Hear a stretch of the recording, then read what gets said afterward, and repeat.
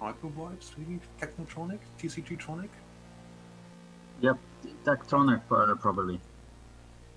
Okay, we should be back now, and hopefully this time also on YouTube.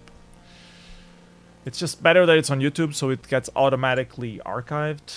So that's my main grief with it. So wait, if I'm understanding correctly, I can like add a YouTube video now here, right? Yes, you can search for it, and then it shows up on the bottom left, and you have to click the plus, or you can just click on it and play it immediately. Now I can move it, right? I can just move it to... And you can move it to the order, yeah. Yes. Techtronic. This is the one. Yes, this is the one. And so I thought he was doing the same as I did before, like just using the frequencies, like the ports, what is it, 61 and 42 on hex, and just, you know, turning on the speaker and changing frequencies, but he was actually like doing the real stuff. It's a real synth! Into real 156 bytes. So what's the main problem with using a synth? It's just lack of space, right? You want space for other stuff. Yeah, I'm at the moment working on a soft synth for 256 bytes, but it takes a lot of space. For even setting up the interrupt. It's you're already throwing away bytes left and right, let alone doing the actual synthesis and getting proper sound out as well. If you're wasting so many bytes, you need to be doing something sound-wise that you would not be able to do with MIDI or PC speaker, right? Right, yeah. So you need to actually know how to do some sound production on that level. Yeah. I like the system, like they watch together. Like I can switch to the next one and just adding it, because I did also one. It was, I don't even know the year, like just to showcase like that you can put off a bass with just frequencies. And in my fantasies, I was thinking about how to do a snare with that one. It's just a frequency. It's just basically 1 divided by x, and then scaled a bit, and then cut off, and then you have a bass kick. And if the bass kick is too low or too high, you fill in the melodies. And it was just a quick hack. It's just, you know, usual stuff. You get the angle of x and y with arctangents, and then, you know.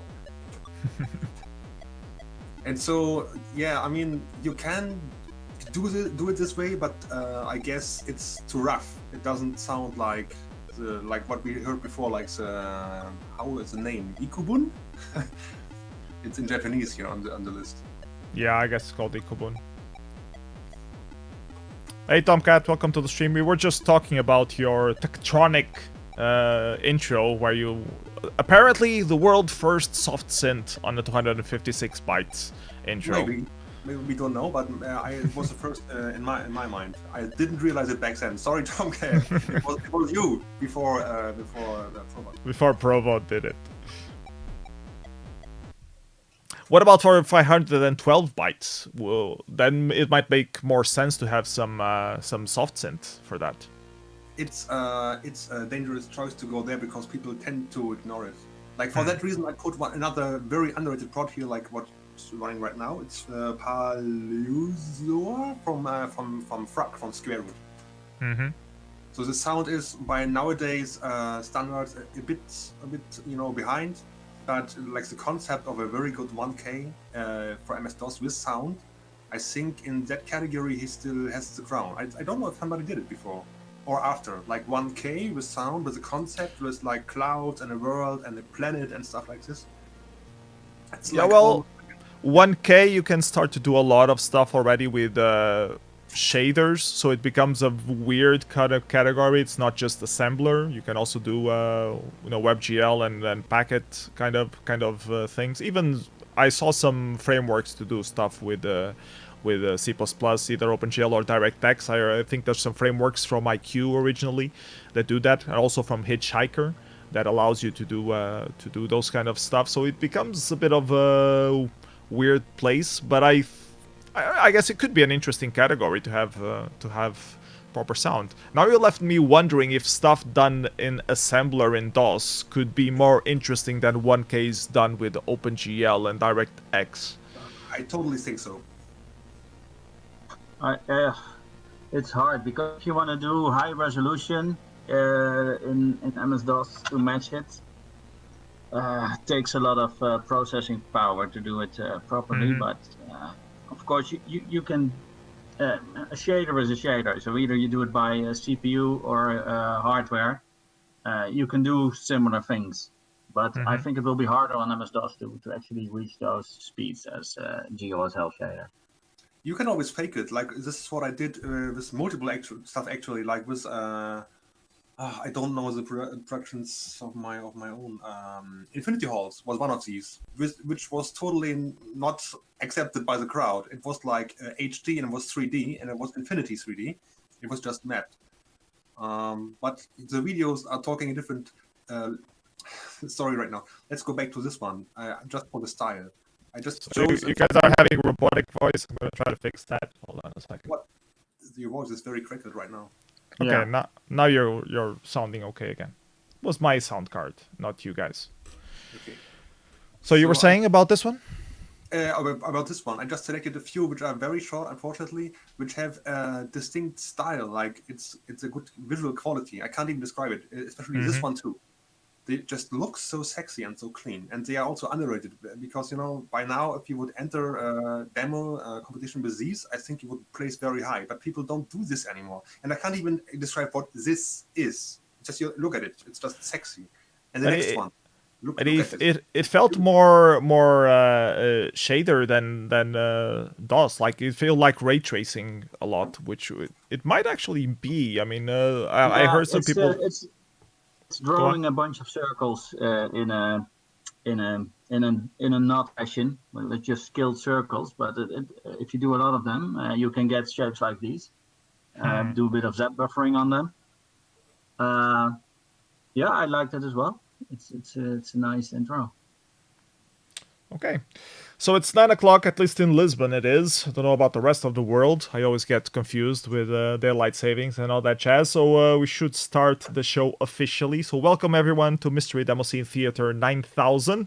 Today we have a show specially dedicated to tiny size coding. 128 bytes, 256 bytes, 512, all that jazz. And to help me talk about those things, we have the current masters of this category, hellmood and also Blossom and superogue. They had this big competition at Outline recently where they divided the first and second place. So I think we're going to have some excellent comments from their behalf. So hellmood, how's it going? Do you want to say anything to the people out there, what you've been up to recently? Yes, hello. I can see in the chat. Hello, Tony, Sentence Star, and Proportion and Evil, and hopefully a bit of more. Yeah, I'm feeling fine. I'm very busy nowadays with my work and on other stuff, like try to get some time in. Of course, I'm very happy that some guy like superogue and his girlfriend Blossom exist. So I'm being challenged and have a bit of a competition, which is nice. I think there's been a lot of competition on the 256 byte category, which has been, for me, surprising, but you guys seem to be having a lot of fun, so good for you. So I'm gonna pass the ball to superogue and Blossom. How you guys doing? Are you? How has the quarantine been for you guys? Well, productive, I guess. You did a lot of entries for Outline, at least. Do you usually go to Outline, or was this the first time? For me, it was the first time, and I wish I could have gone to, this year, but unfortunately, yeah, it was online. Yeah. But yeah, if the real Outline comes back, I'll definitely go again in the future. So, where are you guys based? Are you from Holland? Are you from Germany? Or from the area? No, or is both of us are from Holland. Okay, cool. Nice to see. Like a lot of Dutch scene seems to have risen on the last few years. So that was another point that I wanted to talk to you guys about. How did you guys end up in the demo scene? I guess superogue. I believe you are more ancient in the demo scene than Blossom. Do you want to start maybe? I was originally starting in the demo scene in the early 90s. So when I was just a teenager, I was like very enthusiastic about the Amiga demos that I had and some of the Commodore 64 stuff. What was one of the most iconic Amiga demos that you used to watch back then? Yeah, I think. Let me see. I can give you some options if you want from your playlist. Okay, yeah, Artie from Sanity was one I watched a lot. Enigma from Phenomena. I think everyone watched Enigma from Phenomena, no? Everyone who had an Amiga, at least. Yeah. So this is one from Sanity, one of the cool Amiga crews back in the day. I think on PC, some of the people were in Noon as well. So Artie, it's really weird graphic style from Raw. I think music by Moby. So this was one that I watched a lot. Were you already active, going to parties and doing productions, or did you just watch demos back then? Yeah, this was around. I think this was a little later, 95. So I started in 93. So the party 93 in Denmark was my first demo party. Oh wow! And, you really go back. Yeah. And that was when I was active, and then I think I did my first production in 93 for Chronic, which was a small group, and then we quickly became Logic Design. And you were part of Logic Design. Okay. Yes. I didn't know that. Yeah. Cool. So okay. I guess we can play Performance by Logic Design. Yes. Were you involved on this one, or just part of your group? I did design, music, and graphics. I did do coding those days, but we had much better coders like Jace, who was later, and Balance as well, who later were merged into TBL PC session. But we're still good friends till this day, and so Rogue, was my original handle. Okay, then you were upgraded to Super Rogue. Yeah, whatever. Yeah. I think it was for IRC back in the day. You had 9 characters, so and Rogue was obviously taken already. So I think I upgraded it to.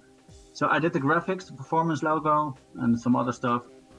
Then I upgraded it to Super Rogue, which is why it has 1 R in it. So people often confuse it with spelling it with double R, which would make sense. I when I was typing it, I did that mistake a few times, but I remembered, his nickname looks different than this. There's something wrong. Yeah. I think people in the US still get pissed about it this day. I like it a lot. Well, too bad for them. So yeah, I think every production we used to invent like a new type of shading. So in Performance it was Algra shading, and it was just made up bullshit. I think this one we wanted to have we had like a bug in the triangle renderer, and we liked it a lot. So we like nicknamed it Algra shading, which we took from, I think it was a writer from a book at Jace's house, and then Algra shading then. Looks perfect. Yeah. Yeah, so this is typically 90s DOS stuff, but... Were you doing assembler coding back then? Myself, in those days, I was doing Turbo Pascal and C with assembler, like most people did in those days. But like I said, I was doing some coding, but I wasn't doing actual coding for Logic Design, because we had people that were much better at the job. And then later in the 90s, I did do some stuff for Trepan. Trepan, that famous Dutch group. Yep. So that was basically me doing some assembler and C++ stuff. Okay. And I think I also worked on the resurgence of Trepan last year at Outline, the Bateman demo. I did that one as well. Important that Japan is back on the Dutch demo scene to terrorize the computer some more. I heard some stories from Oki that you actually destroyed the machine once. Yeah, one of the productions does that. But I think they recently updated the info file in Puet, so... make sure it doesn't happen again. Yeah. Okay. So you were in Outline previously, right? So how was it this year compared to the other years? Obviously it was different, but did you still feel the Outline spirit? I don't know about Blossom, but for me, it was different. But I think they put up a good show, and I think it was very well produced. Like off the cuff, typical outline style. So I think it was a nice event. I really liked the amount of productions that they got and entries. It was above my own expectation level. So yeah. I guess we can segue into playing some outline stuff. We'll start with the demo compo, or combined demo and intro compo, which is pretty much well, it has 64Ks, it has 4Ks, it has demo stuff. Very eclectic, but I think it was pretty decent overall. I think it was a good idea to merge them together. This one that we're watching right now is yet another trippy tunnel by Leah. I think it's from the Argentinian guys. Pretty sure about that. And hellmood, you were saying earlier that whenever you see this kind of stuff, you try to imagine it, how you would do this in 256 bytes. So you got an idea yet? 30 seconds. If I see the first 30 seconds, I think, yeah, maybe, and then I'm, no, okay, no, the spirals in the middle are a bit tough. You would have to raycast them, I guess, or you have to have a polygon mesh and project it into something, and then ordering by that and stuff. That's not possible. The tunnel itself might be possible, even with the gaps. I mean, we had this tube from ESC or 3ESC or whatever the name is. Yeah. It's like tube extra. Maybe the tunnel is possible, like this one you see right now. Yeah. I don't know. And the inner elements, well, pretty hard, pretty tough. One question that I wanted to ask you guys, and I guess we can go into that while we watch the demo compo, is why 256 bytes? Why not 512? Like, it feels like we reached the 256 bytes limit so many times already. What's the appeal to still do 256 byte stuff? I guess hellmood, I can start with you. Actually, I don't know, because people kept telling me, for example, Tomcat, that if I did a 64 byte or 128, like, why don't you do a full, like, why don't you finish your intros? And I was pointing out that 256 byte is just another arbitrary 2 to the power of n limit. And so it's actually astounding that you have to do 256 and 512 is like not even recognized.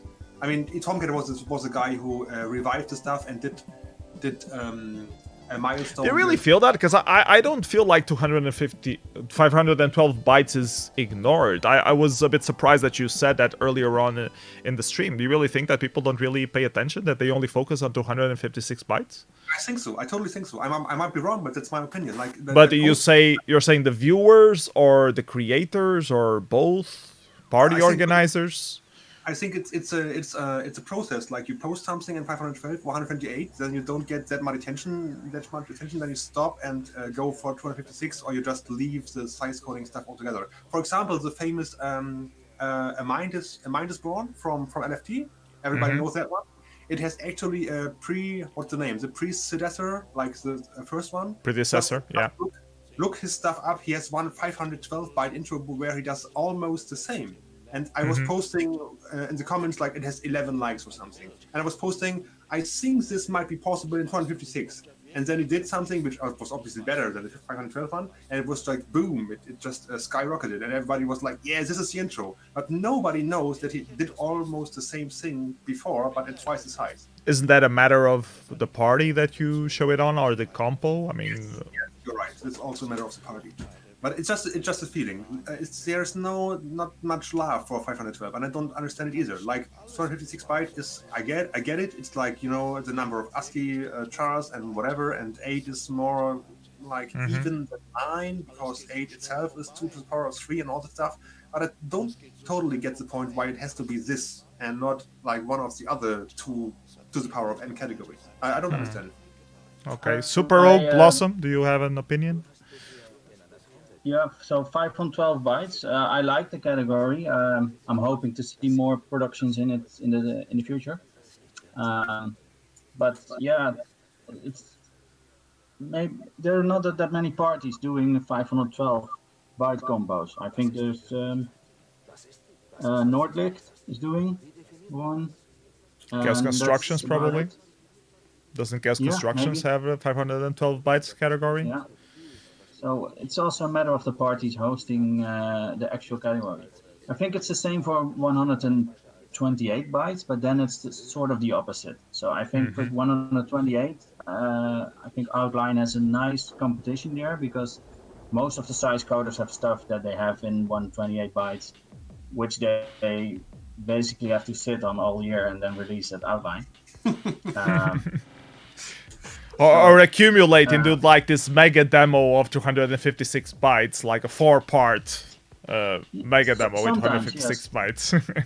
Yeah, sometimes. I think Blossom, your heart beat by Bill was, I think, finished last year even. I think I finished it half a year before Outline. Wow.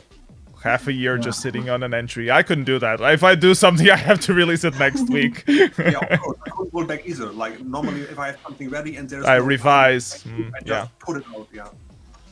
Yeah. Yeah, it was also difficult to wait. I just realized that we skipped how you got into the demo scene, Blossom. Do you want to talk a little bit about that? How did you get involved into doing stuff for the demo scene? Well, I basically didn't know anything about the demo scene before I met superogue. So he basically introduced me to it, and first I was just watching as he was creating stuff.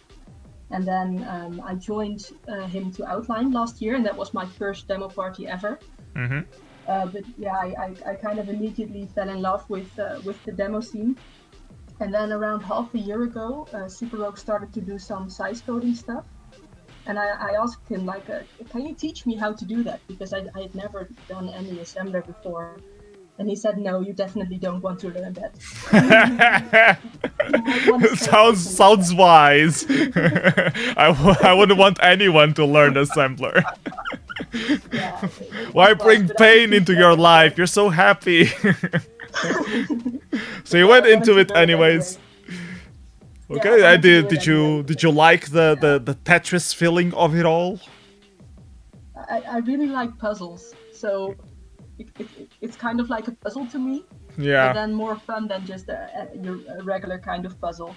And also, I think time-wise, it's more doable than making an actual complete demo.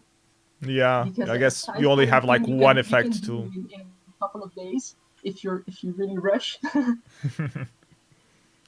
But you did yours yeah, like I'm half a still year learning. ago, so you had plenty of time to polish if you wanted to polish something in your entry. Yeah, there was quite a lot of polishing. So have you been collaborating with each other, or do you make your own separate things? The heart thing that I made for Outline, that was the only thing that I made on my own so far. I plan to do more stuff on my own in the future, but I think we're gonna end up, if I'm working on something on my own and he's looking over my shoulder and he starts giving me input and stuff, and then we end up making it together anyway. Yeah. And the other way around also happens. If he's making something and I'm giving input, then in the end we basically made it together. Yeah. It's what's it called? Pair programming. One person codes, the other one tells him what he's doing wrong. Yeah, I used to hate pair programming if I had to do it for work, but then with superogue I kind of enjoy it. It depends on the person you're pair programming with. Some people don't really understand the concept and they distract more than actually help. But I had some quite positive experiences with pair programming and some negative ones as well. So I think it depends a lot. Yeah, I think even before doing size coding, you did for Xcopy for Trapan on Evoke as well. Yeah, I did some stuff for that as well. Made some of the effects. Yeah. Cool. So you did that on your own without me. So. Japan Resurrection powered by Blossom. Feels good. The demo that you're currently watching was by MFX. I really like this. I don't think the music really fitted with the visuals that well, but maybe that's just my opinion. What did you guys think about it? Hellmood, you're up. I just have to pull up the volume to remember. I think I posted as a comment, I really liked the music, and I found it like scary and spooky, That's all the bodies floating. I mean, the bodies are not real bodies, but the atmosphere and the soundtrack was really good, and I could like forgive that the actual like graphics or whatever is not that good. Am I allowed to say that? It's like I get the idea, and the blur adds a bit to like overshadowing the quality. It was like I don't know, like a spooky. I'm missing the words. So sorry. Like spook step. Yeah. Like if you have dubstep and mix it with circus melodies or something. It's spooky, scary, and weird at the same time. Eerie. Is that the word you were looking for? Eerie? No. I guess not. I didn't like this one too much because I did like the theme that they had, but then like after 30 seconds, I seen enough. It's only one scene. It evolves a little bit, but that's a bit also MFX brand of doing things. It's like don't really complicate that much. Well, it depends on the entry, of course. Some of them are one-trick ponies, and some are not. This one is pretty much a one-trick pony. It looks pretty good and sounds good. I just don't like. I don't know. It doesn't feel like it mixes as well as it could or it should. But I really like the feeling overall. It's really cool to see MFX doing new stuff again. Yeah, I haven't, like I said, I haven't been in the demo scene for a long time. So there's like a part of the demo scene that I completely missed out on. I remember them from the 90s, but I don't know if they were active in between at all. They were very active through the 90s and the early 2000s. So yeah. Late 90s. I think MFX was more famous on the late 90s, like from 95 until 2000. They did a lot of demos, and then from 2000 on, they kept releasing stuff. But on the last few years, they haven't been as active as they used to be.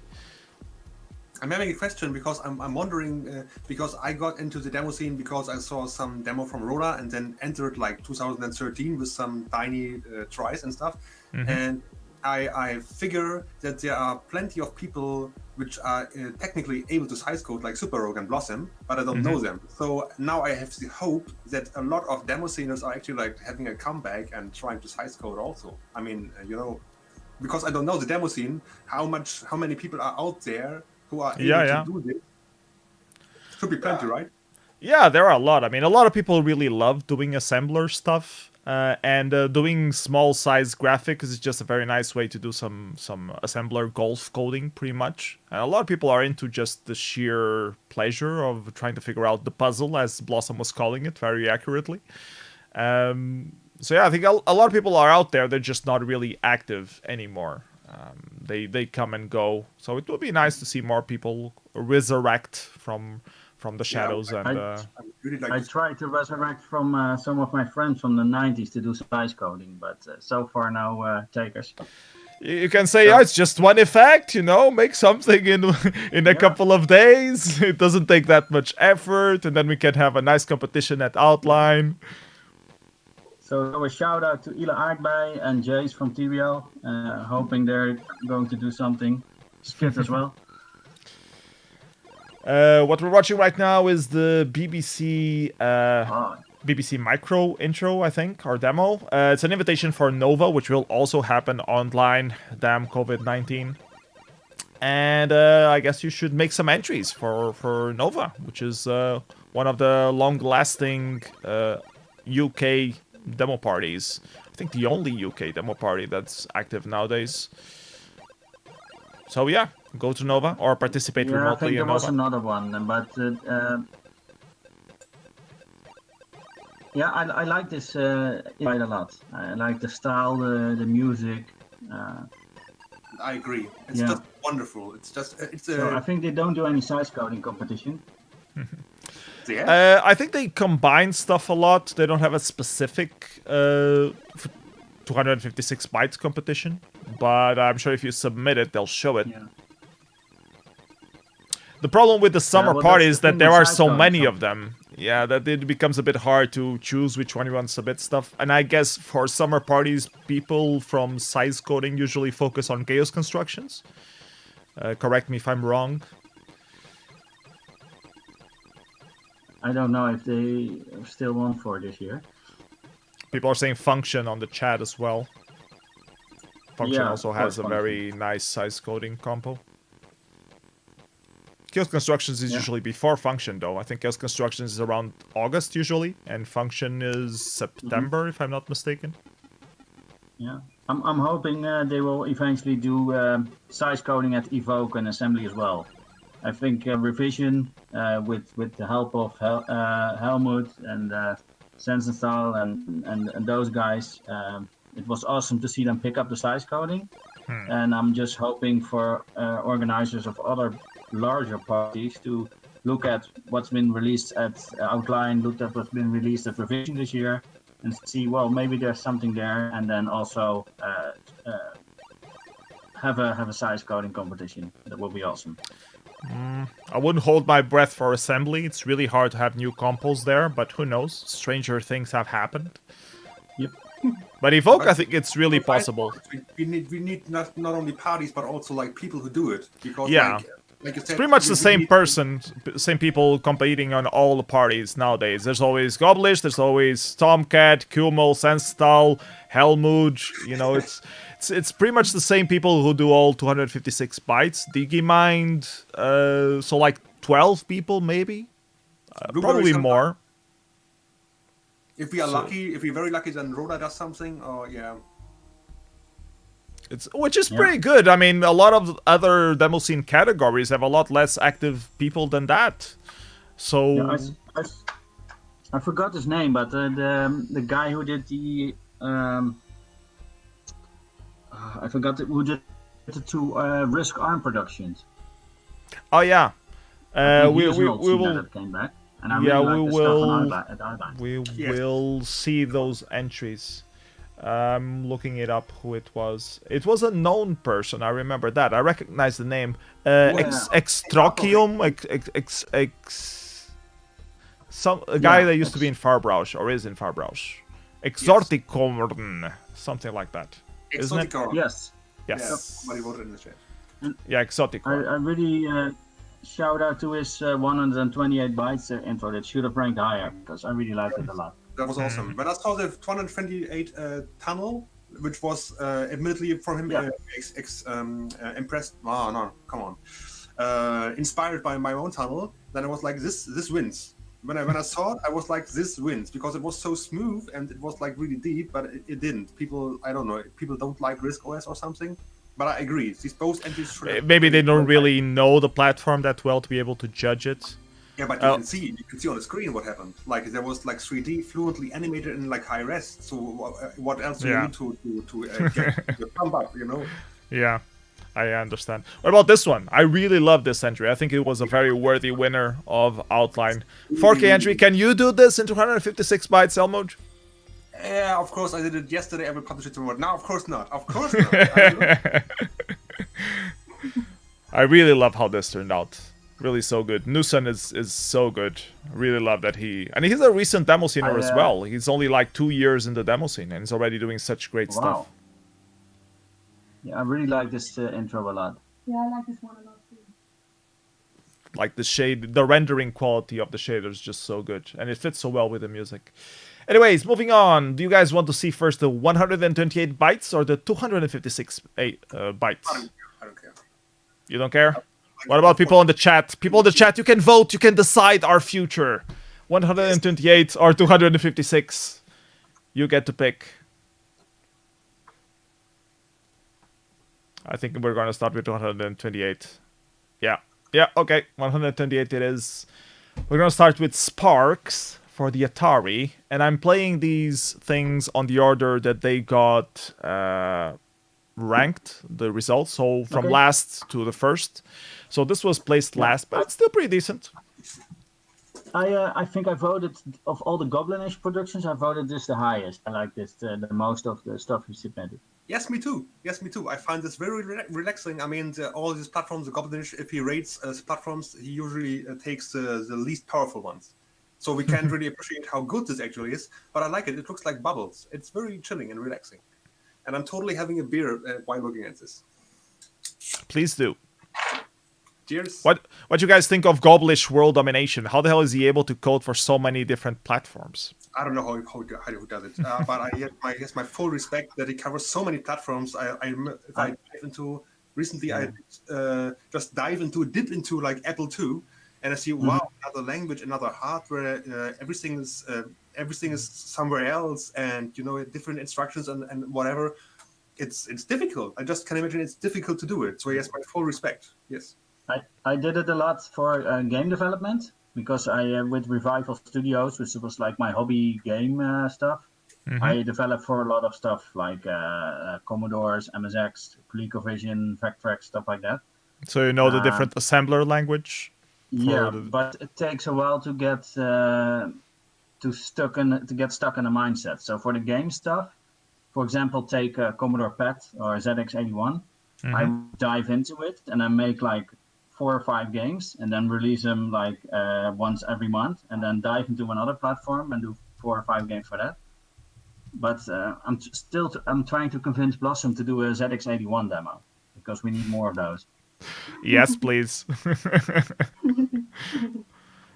Any obscure platform is always great to see, like, different stuff on it. I'm a Spectrum fanboy because I had a Spectrum when I was a kid, so my preference is the Spectrum. I got the ZX Spectrum next, which a lot of people that are, like, Spectrum zealots say it's horrible, but I'm planning maybe doing something for it. Yeah, I saw your unpacking video, and I was interested. I think it was now on my wish list. They will do a second Kickstarter to do it because this is all Kickstarter based, so you have to actually have participated on the Kickstarter to get it. That's a cat, not a computer. This is my cat. It's a very weird cat though. It's like separated in the middle. She's two-faced. Yeah, two-faced. But yeah, let's talk about this entry instead of Spectrum next, I think. Fly Virus, and it has sound and fractals. What platform is this on? I think MS-DOS as well. Oh, okay. Was it published on Paupt? Yes. Yes? Not sure though. Yes, it's on DOS and it's on Paupt. Why am I not aware of this? Oh, I'm not Fly Virus. It's by Dresden Boy. I instantly will vote this up. Oh, it's missing some. Production. That just missed. It's a weird fractal. I have to do a shout out at Atari Lynx production that we just missed. Yes. It's the thing with 256 or 128 byte entries that they're all so slow, so small. You kind of miss it if you blink and you missed it. Also makes it a bit harder to vote. Yeah. Also shout out to Freddy for doing this. He is a Dutch guy as well. So, oh, that's his name, Freddy. Okay. Yep. How did I ever miss how is the pronunciation of the name? Freddy. It's Freddy. Okay. Nice.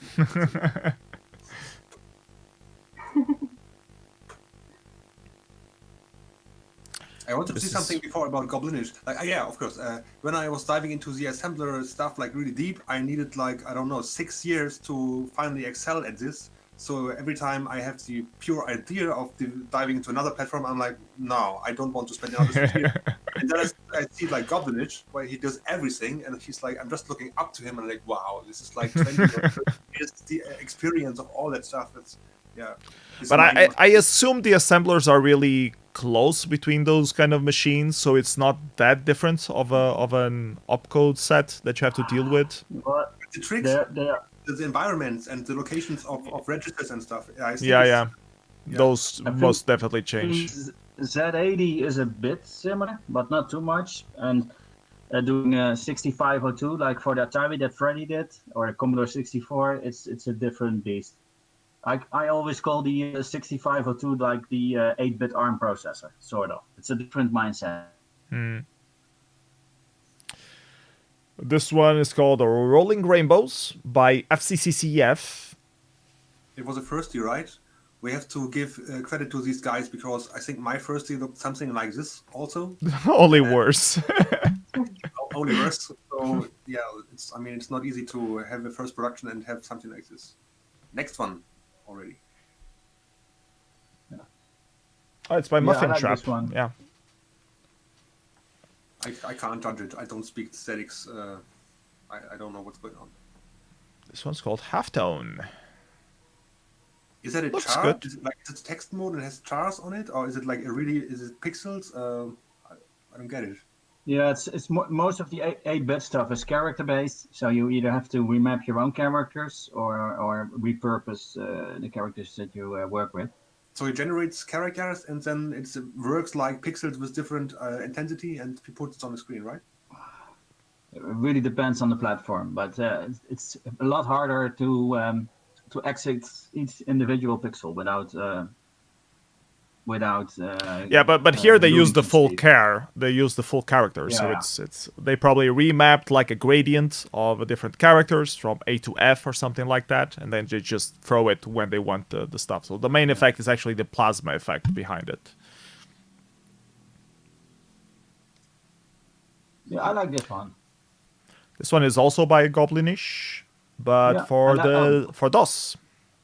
Yeah, okay, let me rephrase that. This is my favorite Goblinish production of Atari 128 bytes. Yeah, mine as well. I think I've seen too many of the how is the name for it? It's the self-copying machines or Yeah, whatever. The fractal. iterative. Yeah. Yeah. Did many of them like in 32 and 16 bytes even. So I'm afraid I cannot fully appreciate this one. I guess it's nice, but you know, if you do it in like a quarter of the size and even less, then I was gonna say I'm missing sound, but it is 128 bytes, so I can't really demand sound out of that. Another one by Freddy. this I one. think this. Yeah, I think this is the reason that Blossom's entries, the music of that didn't play well on stream, because I'm thinking they clipped the sound, or they did an average audio, and because this is so loud of sound, I think her soft piano Muted was filtered or out because of lowered. this. Yeah. Yeah. But it's crazy that he wasted or spent all these bytes on doing the logo, depending on how you look at it. And then glitches it. I like the glitch more than the actual logo. That's me, but I'm on the experimental side. I just like the logo. I think the glitches are a nice add-on, and the sound. But I was surprised when the logo built up. I was like, "What is this?" And oh, it's an outline logo. That's nice. And it's also for the Atari. So coming up next, we have the RISC OS Raspberry Pi that we were talking about. It's called Edge Yeah, that's Dancer. one I think Blossom, you like this one as well, right? Yes, I like this one as well, indeed. And when I saw this one, I thought it will win because look how smooth and how deep it is. Like this is 3D graphics right there. It's 228. I think it's way faster than, for example, Spongy or whatever you can have, and it's way more precise than everything I did in this category, like and from the resolution stuff. So, and it's a RISC OS, so the commands are like large. I guess this was in thumb mode, so they are not that large, but still, it's new. It's new. Nobody did this before. So I have no clue on the platform. I look at this and I have no clue if this is hard or not. It's okay. Let's go to the. This is an Apple II demo called Seasons, or well, 128 bytes. Oh, it's a fractal shaped like a tree. It's pretty nice, actually. It's based on your stuff, right, Helmut? Yeah, I did Autumn in 64, but in DOS, and the guys are preparing an Apple II demo, and one guy was even mimicking the memories stuff for Apple II, which is surprisingly possible, depending on how you shift it. And this is when I dipped into the code, but I didn't actually code it. I was just like helping and converting my own code to 8-bit so that these guys could convert it to Apple II. And I think it was Dieter and Cucumber, who's apparently not only an MS-DOS size coding genius, but also an Apple II coding genius. So we squeezed the bytes off, and there we go. It's now autumn plus winter in a mix, so to speak. Nice. And let me get this out. I highly encourage people to take not only this, but all the other fractals I wrote, because it's very, very easy to do, and it requires very little performance. Like a Texas Instrument calculator can calculate this. You just visit every pixel once, and then there is a leaf. It's not hard to do this. There was this controversy about Texas Instruments. They're releasing a firmware to close access to homebrew stuff because people were using it to copy or cheat or whatever, which was stupid. So people, don't upgrade your Texas Instruments. Remain free. Your hardware belongs to you. Moving on, The Wall in Your Mind. Oh, I remember this one. Didn't it have sound? I didn't like this one particularly, but Blossom did. Yes, I did. I always like it when effects have some kind of concept. So of course it's nice if you have an effect which is just nice colors, nice shapes, but something which has a concept always has a plus for me. Yeah, also brings an extra message. Direction of, normally we try to have it like 3Ds and high resolutions or colors, and this one is like intentionally going for the blur effect, and it works for me. It really works for me. It's really good. Nice work, Kümmel. I'm missing music. I'm being a bit pedantic, aren't I? But I feel like that deserves some music. Yeah, I like this one a lot. Yeah, this one is pretty cool as well. By Blueberry, I believe. Yes. For the Commodore 64. I actually thought that this one might finish third or top 3 because just of the colors, and it's just looks classy. Mm-hmm. Looks good, sounds good, and it has the advantage of being C64, like for the voters. So but it's an Atari party, so they hate Commodore 64. Oh, I don't know who hates and loves stuff, because I'm an MS-DOS guy. I love everything, basically. I love MS-DOS and don't know the rest, so I don't hate it. Outline is organized by Atari people, so most of the attending audience is usually Atari-based. So Atari and PC. I should go for Atari then, for coding? You will definitely get more points, at least in outline. Okay. That might make the difference for next year's 128-byte compo. You might get first place instead of second. But I'm afraid of learning like a completely new language plus environment and plus all the tricks. Dad, don't be like that. You can do it. Give me a coach. Give me a good coach who tells me stuff. I can't think of any Atari. Well, we had a few examples here of people coding for the Atari stuff. Yeah, Freddy does Atari 8-bit stuff, and this year Spiker did a 256-byte for the Atari ST, and he is from SMFX. He's also a Dutch guy. I think one of his demos is in our playlist.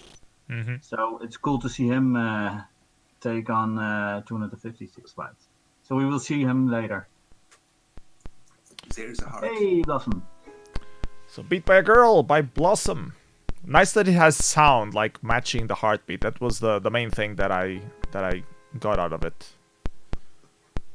So how did you manage to squeeze the sound out of it? Like have both sound and the background? Was that hard? Well, it was. I used the PC speaker, and basically all I do is in sync with the heartbeat. I just turn it on, but I don't actually play anything. So you just hear a single sound playing. Ah, nice. And I think it was a trick that came from sizecoding.org. From hellmood. So I actually have to thank you for teaching me that trick. I'm so sorry, we played again now because I wanted to turn up the volume, and apparently if I click too high, I skip to the end of the video. Sorry, I didn't mean to do that. So there's a sound like a heartbeat already in a MIDI set in the sound effects. You can just play a real heartbeat, like it does. Boop, boop, boop. I didn't know it at the time. Yeah, I think the PC speaker sound was first because it was done last year, and then only when I was working on microdose and we had like this shorthand way of doing some MIDI sound. You also added like the piano noise in there. Yeah, there were a few bytes left, and I used that to add a single MIDI to add the piano MIDI sound. That's even more impressive because then you have MIDI and PC speaker, which I before, and I know that it's kind of a hassle to get this right. Mm. Oh, I can tell a story for this one after I introduce the whole.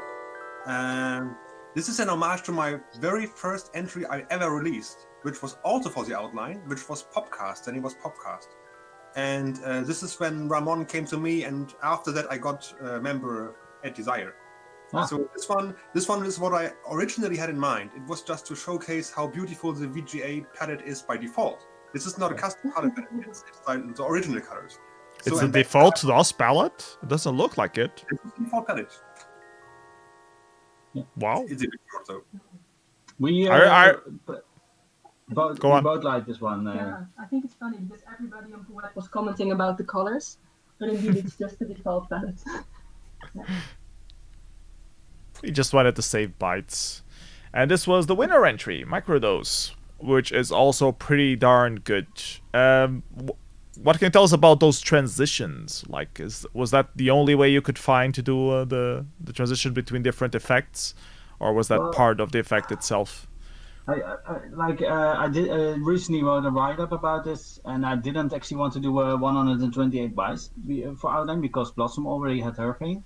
Mm-hmm. But I was just playing with some, like after hellmood did the memories, I was playing with doing like gradual fade, and I had this thing, well, not like this, but I had something that was like the start of Microdose, and it was like 157 bytes. So I was thinking like, okay, maybe this could be 128. So I had to like ask permission for Blossom, and she said, you can enter, but you have to win, which I did. You have to win. Yeah. So, but yeah, this thing was done for maybe 1 or 2 weeks before outline, and then it was just 2 weeks of polishing, just trying to get the color right. Why did you go down and not go up and add sound? Why didn't you go to 256 bytes with sound instead of? Yeah, it has sounds, but a bit, but I have other stuff that works better for 256. I think, like I said, it wasn't my intention to do it in 128 because I saw Blossom struggle with it, and I was like, oh fuck, this is just not fun anymore. Because usually I want to do some kind of theme or design and proper colors and stuff like that, and 128 bytes wasn't maybe giving me that, but well, then it's hard to put a concept when you can barely put the visuals on. Yeah. So, but what I liked initially about it was the way the colors fade together with the rotating motion, and I thought this worked really well together, and then it kind of was a concept of its own with the colors and the constantly spiraling things. So wait, it does have music. I thought it didn't have music. It does have. Yeah. It's just like very low rumbling. Flow. Yeah. You have to put the volume up, yes. Yeah. I wasn't. I had it mid, and I thought, oh, it doesn't have music. But if you raise it up, it actually does have. Yeah. Really cool. I think it's a cool entry. I did many of the stuff on my own, like way too often, so I maybe cannot fully appreciate it. I know the fading, I know the color gradients, I have used them a lot, and I did like hypnotize, spinception, and what was the other rings RD, where also you convert like XY to the radius and the angle, and then you spin stuff around. And I've done this for years, so I'm glad somebody else like took the torch and continue to explore this field, because I couldn't do it for I did it often enough. Okay, so was this your first win at Outline? I think last year me and Blossom won the game competition, which we did sort of real time at the party. I did. Before like I said, I wasn't in the demo scene for 20 years, and then Oki, we know him personally, so like once a year we come together with guys from TPO and other demo stuff, and we go to like we rent a house and just freak out for a week. And Oki was there, and he was trying to convince everyone like, oh yeah, to come to Outline. Yeah. Well, yeah. Come to Outline, create demos again. It's fun. The demo scene, it's very open, very good spirited, really. And I was like, So I think at that week that we had, I created Bateman with old code that I had lying around, and Oki did the music in. I think we did the whole demo in 20 or 30 hours, and then it was done. And so I had that on the shelf, and I was just going to Outline with a finished demo and submitting that and just talking to friends. But then, and Blossom had something of your own that you needed to finish, and she just started programming C++. And then at the party, she said, maybe we should do a game. And so live at the party, we figured out the concept. It's called AX Universe, Across the Universe. And we won the game compo with that. So that was first. Do you have a YouTube video of that? Maybe you should try to play that. Yeah, it's some poet. If you go to Marquee Design, it's there. I think this is also where the Marquee Design name came from. So we had to figure out a name live at the party. Since our first names start with MAR, then we figured what starts with MAR, and we came to Marquee Design. Okay, that makes sense. I don't have a YouTube video for it. I found the release, but I don't have a YouTube video. Okay, yeah, then it's just an animated. So I think it's straight. You guys party coded a game and won the competition. Yeah. Is that right? Yeah. Oh, that's impressive. That's really impressive. I forgot to mention that there were only 2 entries. Yeah. Not as impressive. You should have remained silent on that one. I'm too honest. Yeah, she's always too honest. But we have to mention that the other entry was actually an Atari ST entry. So we figured we had no chance at an Atari party of winning against an Atari ST entry. But we did. See, a lot of extra points. If you manage to beat the Atari at their own game, the game must be somewhat decent. Yeah. So, but yeah, we did the game. That was the first thing that we did on Outline, and Bateman, I think, got second place. Okay, so let's move on to the 256 bytes compo entry. The entry that we're watching now, that I will try to replay from the start, is for the Atari Lynx. Anyone has any clue? Yep. I know what Atari Lynx is. I never coded for it, so I have no clue how hard this is. It's awesome. I mean, Milan, if he's listening, he's the biggest Atari Lynx fan there is out there. He has this one modded to the max, and Atari Lynx is awesome. It's the Amiga team that did like an 8-bit handheld with custom chips. So just like the OCS, there's a fuck ton of custom chips. Borosian is asking if it's a custom RISC. No. Or was that the Jaguar? It's the Atari Lynx is a 6502. So it's basically like a souped-up Commodore 64 with all kinds of custom graphics chips in it. And awful sound. Okay, now we have cat cams going. I can put my cat cam as well, because I have the cat right here. So, my cat is whiter than yours. It's not a racist thing. Black lives matter, but my cat is whiter than yours. Just saying. It's a black cat, though. Anyways, next entry, Holland on Roxor by Effect for the Atari ST. I guess it's alright. It's the Dutch flag being corrupted. No. I don't hear anything. Nope, no sound. No sound on 256 bytes. Feels bad, man. Well, it used to be like this all the time. Back in the day, when people didn't care about music or concepts in their intros. I have some flags ready in 16-byte, but I didn't publish it because, 16-byte is not that much. This is what I was thinking when I see a flag. I see, I have these flags lying around. I should publish them, you can make a mega demo of different flags, like 64 bytes, all the flags of the world. And then there's this one flag with a very fancy emblem that you waste all the bytes just doing that. Yeah. Escalier for the RISC OS Raspberry Pi. It looks it looks 3D as well. This is why I left wondering if this is not like OpenGL or some sort of 3D stuff.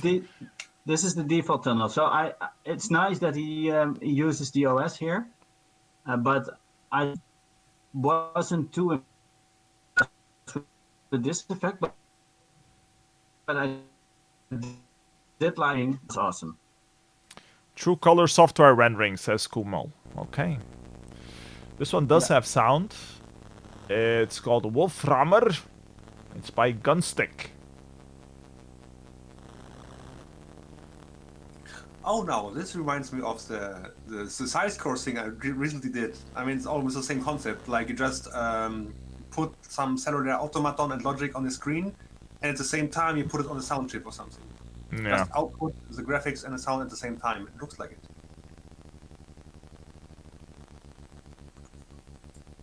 I hope I'm not echoing if I pull my sound up here. We're not hearing any echo, so it should be fine. Nice. It's a lot of variants. I mean, it's interesting.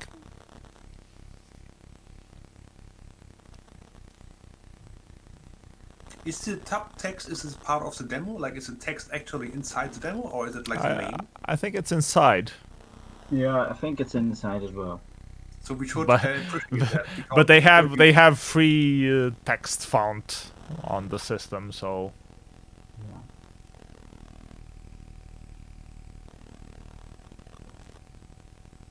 Isn't it just a cellular automaton with like 3 neighbors and then advance to the next line with some parameters? Mm-hmm. Mostly. Yeah.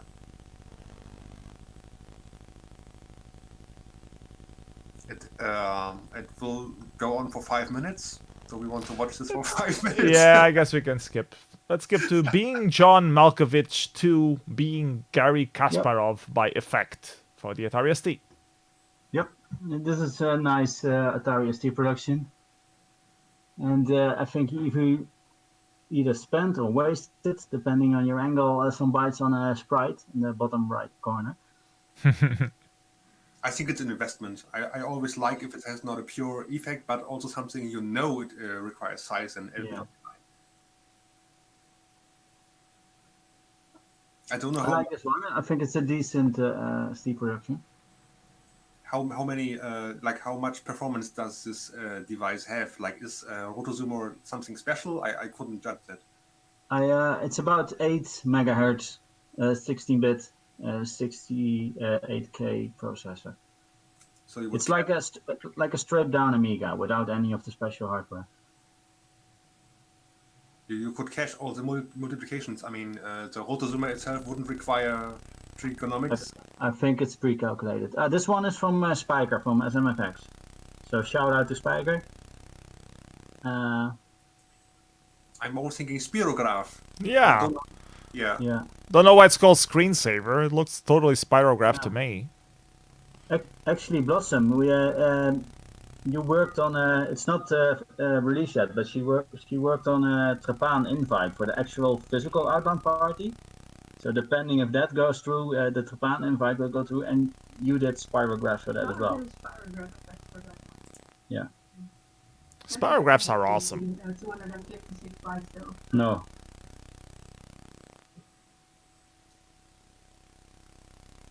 I'm wondering what those pixels at the end are, because it feels like it's doing line and then just pixels appear, extra pixels appear. Yeah, I think he's wrapping the screen around. Ah.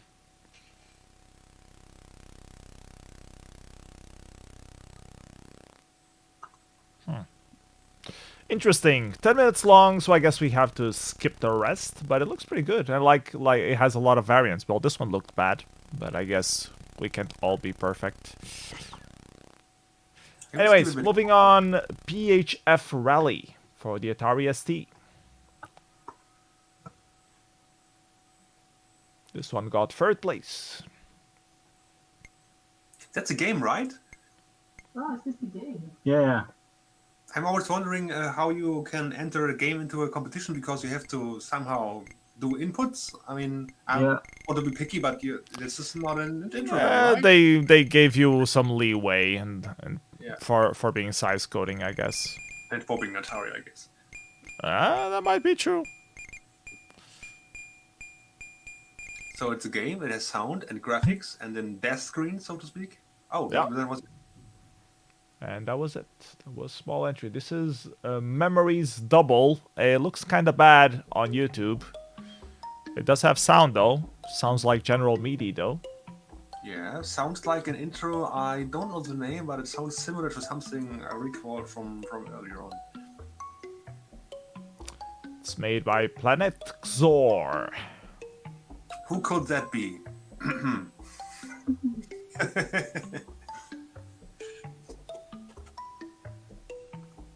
Hi guys on Earth, this is Xork from Planet Xor speaking. When we got hold of Hellmood's memories, we were so disappointed that he only managed to get 7 effects in those 256 bytes. You can easily do 15!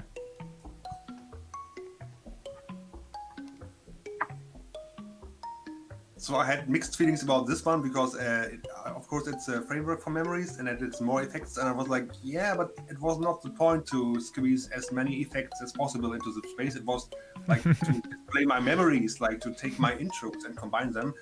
But actually, it's a good intro. Like it has multiple effects. Some of them are already known. Like this one did this one before, I guess. So it's like 16 effects well executed.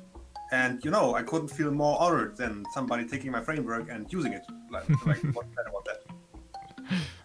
Like this one. This is just a screen pointer. This is just you take the register DI and put it on the screen. It's just as short as possible. Yeah. But it scrolls. It scrolls and it dives, and this one is. This one kind of looks like a twister.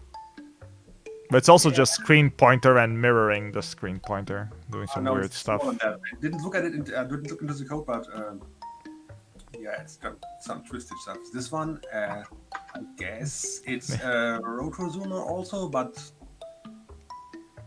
with different parameters. I don't know how it did this. It's another XOR pattern. This is not XOR work, yes. Now it's normal XOR. It's Planet Xor after all. It needs to have some XORs going. Some guy, maybe the author, wrote its alien tag. Kumo is saying no source, it's alien tag, yeah. So this one, this is just the wrong offset because normally all this stuff is centered, and if you don't acknowledge for that, this one was interesting. It's a pyramid. Illuminati are alive. With a nice sky. So it's a pyramid with a nice sky on some planet, I guess. Weird stuff. So this one made me curious. Not because it's beautiful, because I don't know how he did it. I didn't look at it. But normally I try to not look at it and just to guess. Okay, this one is familiar. I think it's AND, right? So just X and Y. And then, moving along. Come on, what else? Wow, that's it? That's all? You could easily do like 24 effects in there. Or 32 or 64, whatever. Anyways, the last entry, the winner entry, is called A Rush, and it's by Marquee Design. We have with us here. Yep, it has sound, so put it up. Yes, it does. I'm playing it. I'm trying to play it too, but I am not allowed to play it that loud because of echo. So what was the concept behind this one? There was no concept. Let's make some effects. Let's win the party. That's a pretty good concept. No. Yeah, we learned about the 256 byte compo very, very late.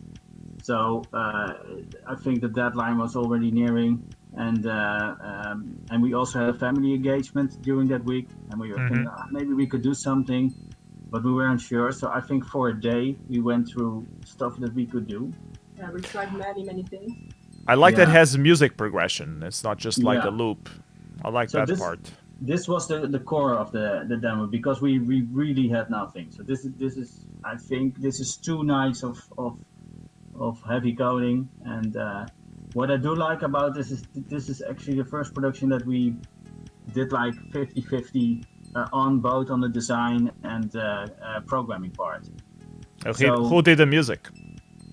Superogue did. Yeah, I think this is the thing. I had something similar like the music when everything is on, laying around, and we took this, and then while I was trying to strip the music into separate parts that we could toggle in and out, so we could toggle a bass line and a bass drum and the lead.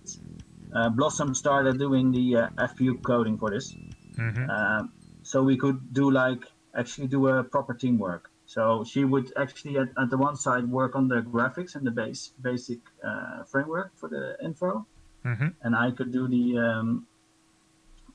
music and make the music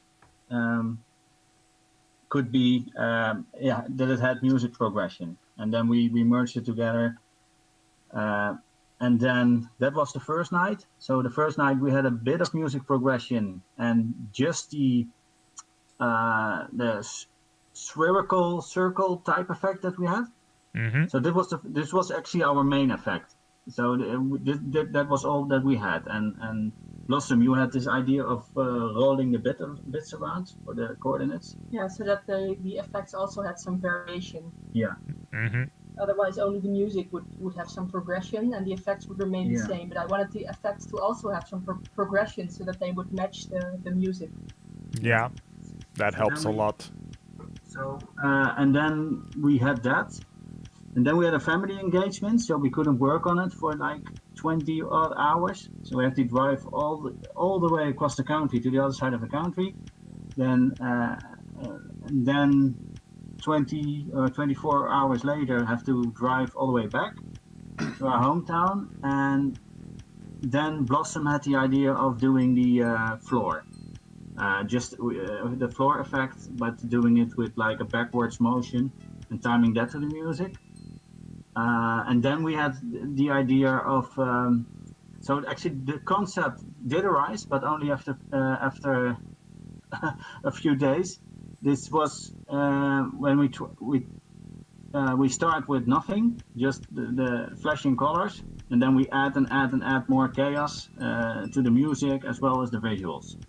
So it's very nice. It's like a build-up for it. Well done, good job. Yeah.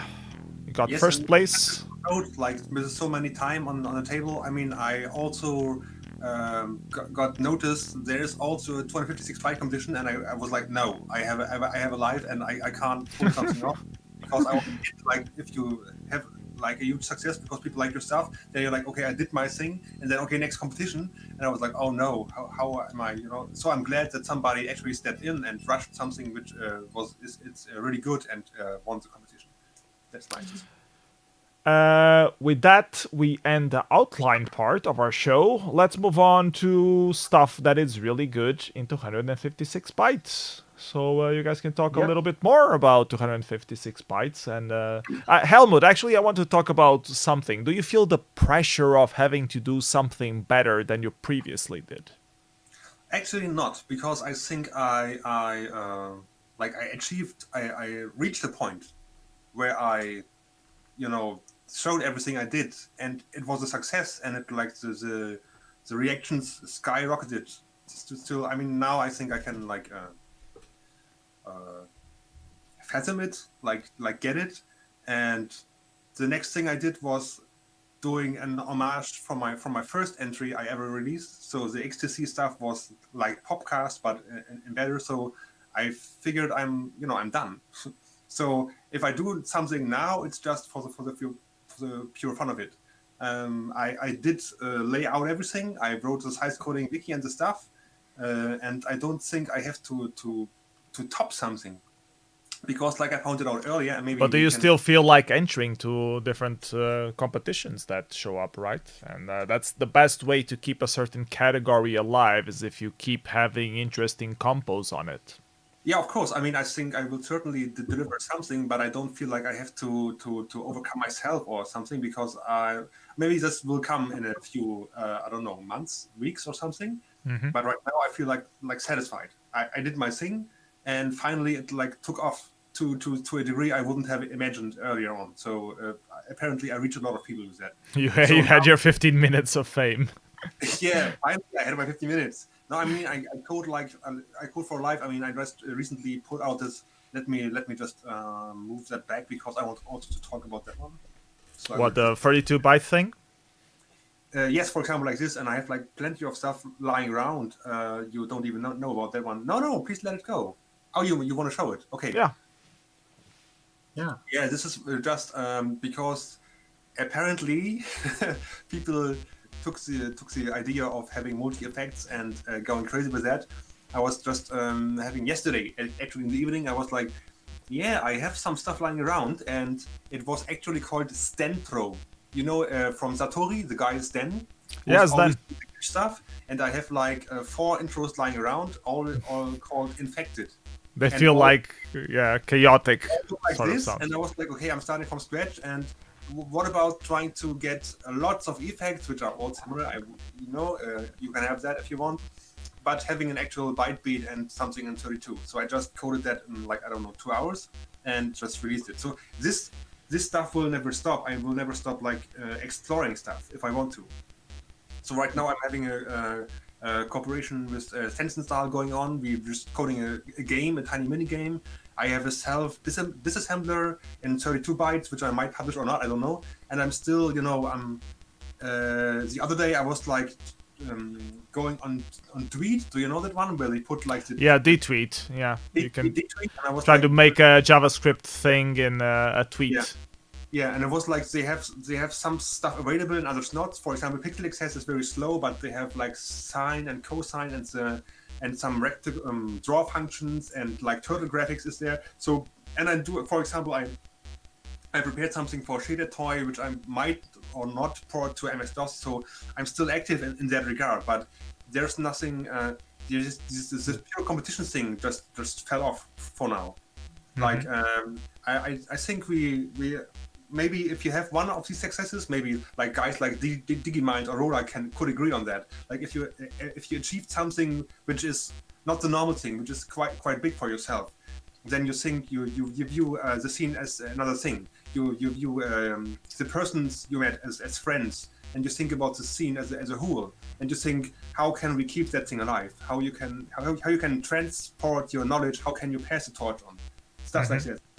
So it's not only about competition. This brings me to sizecoding.org, which is a great resource for anyone wanting to learn assembler. Can we go back to the intros, or? Yes. Yeah, of course. No, let's play this one forever. No, let's not. That is totally not. And let's start again with that one, because I wanted to say something about that one too. Yes. Yeah.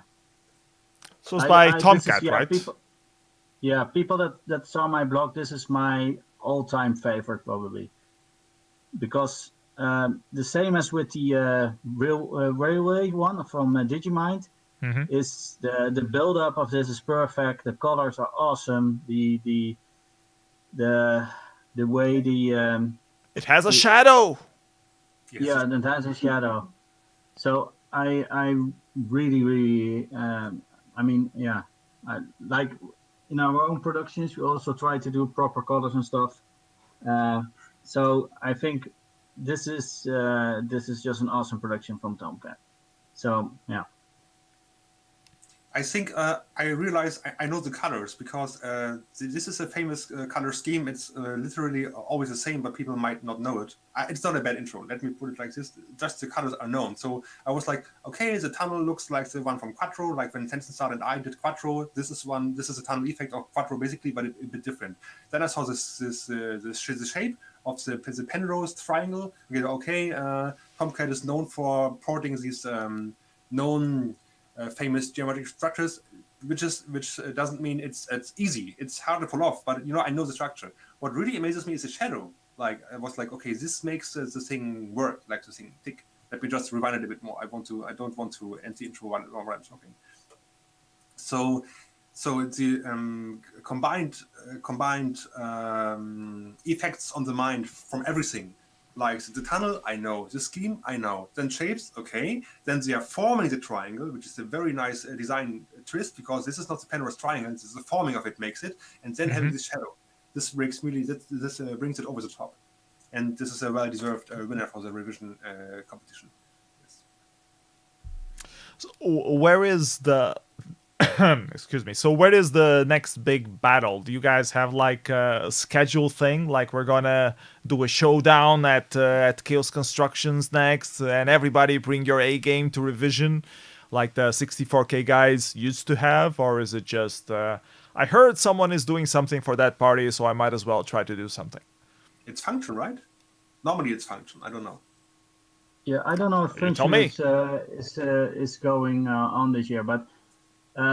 We're not, because we're just new to the scene. So I've been away for 20 years. So there's like a gap in my memory or existence of knowing anything about the demo scene and the new people. So just getting to know these people again. I only so like we and hellmood, we haven't been able to talk face to face at a party because of Corona and stuff like that. Yeah. So maybe in the future. So we're not too aware of what the other one is doing at the moment. But I think every party that has a competition is a new chance to get together. And let's be honest, the same with this Digimind intro. I really think the only way that either hellmood or ourselves can win a competition is that either Digimind or Roda are not competing. So if those guys come back.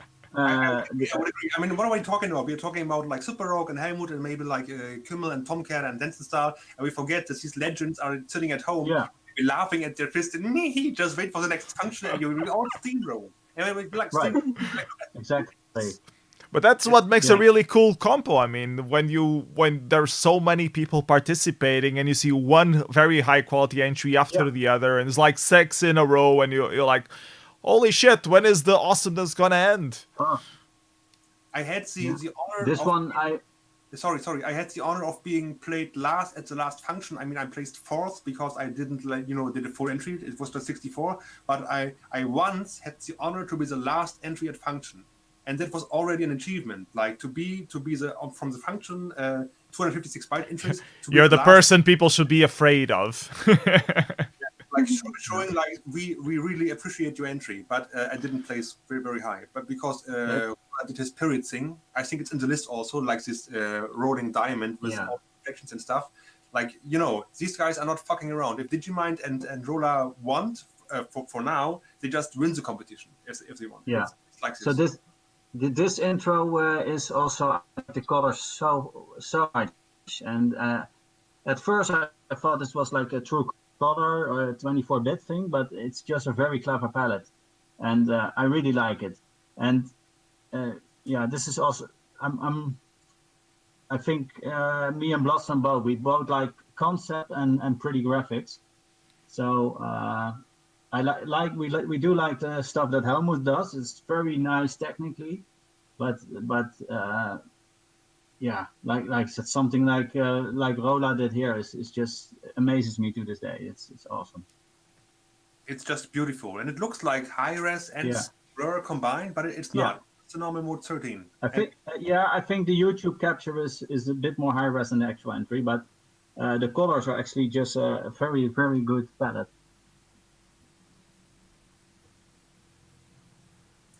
Pause. Speechless, like admiring Roller's entries live. I'm enjoying. I'm thinking this is more exploring. I think it's fractals. I'm not entirely sure, but I think it's fractal. This on the rotation of it, doing a spirograph out of it.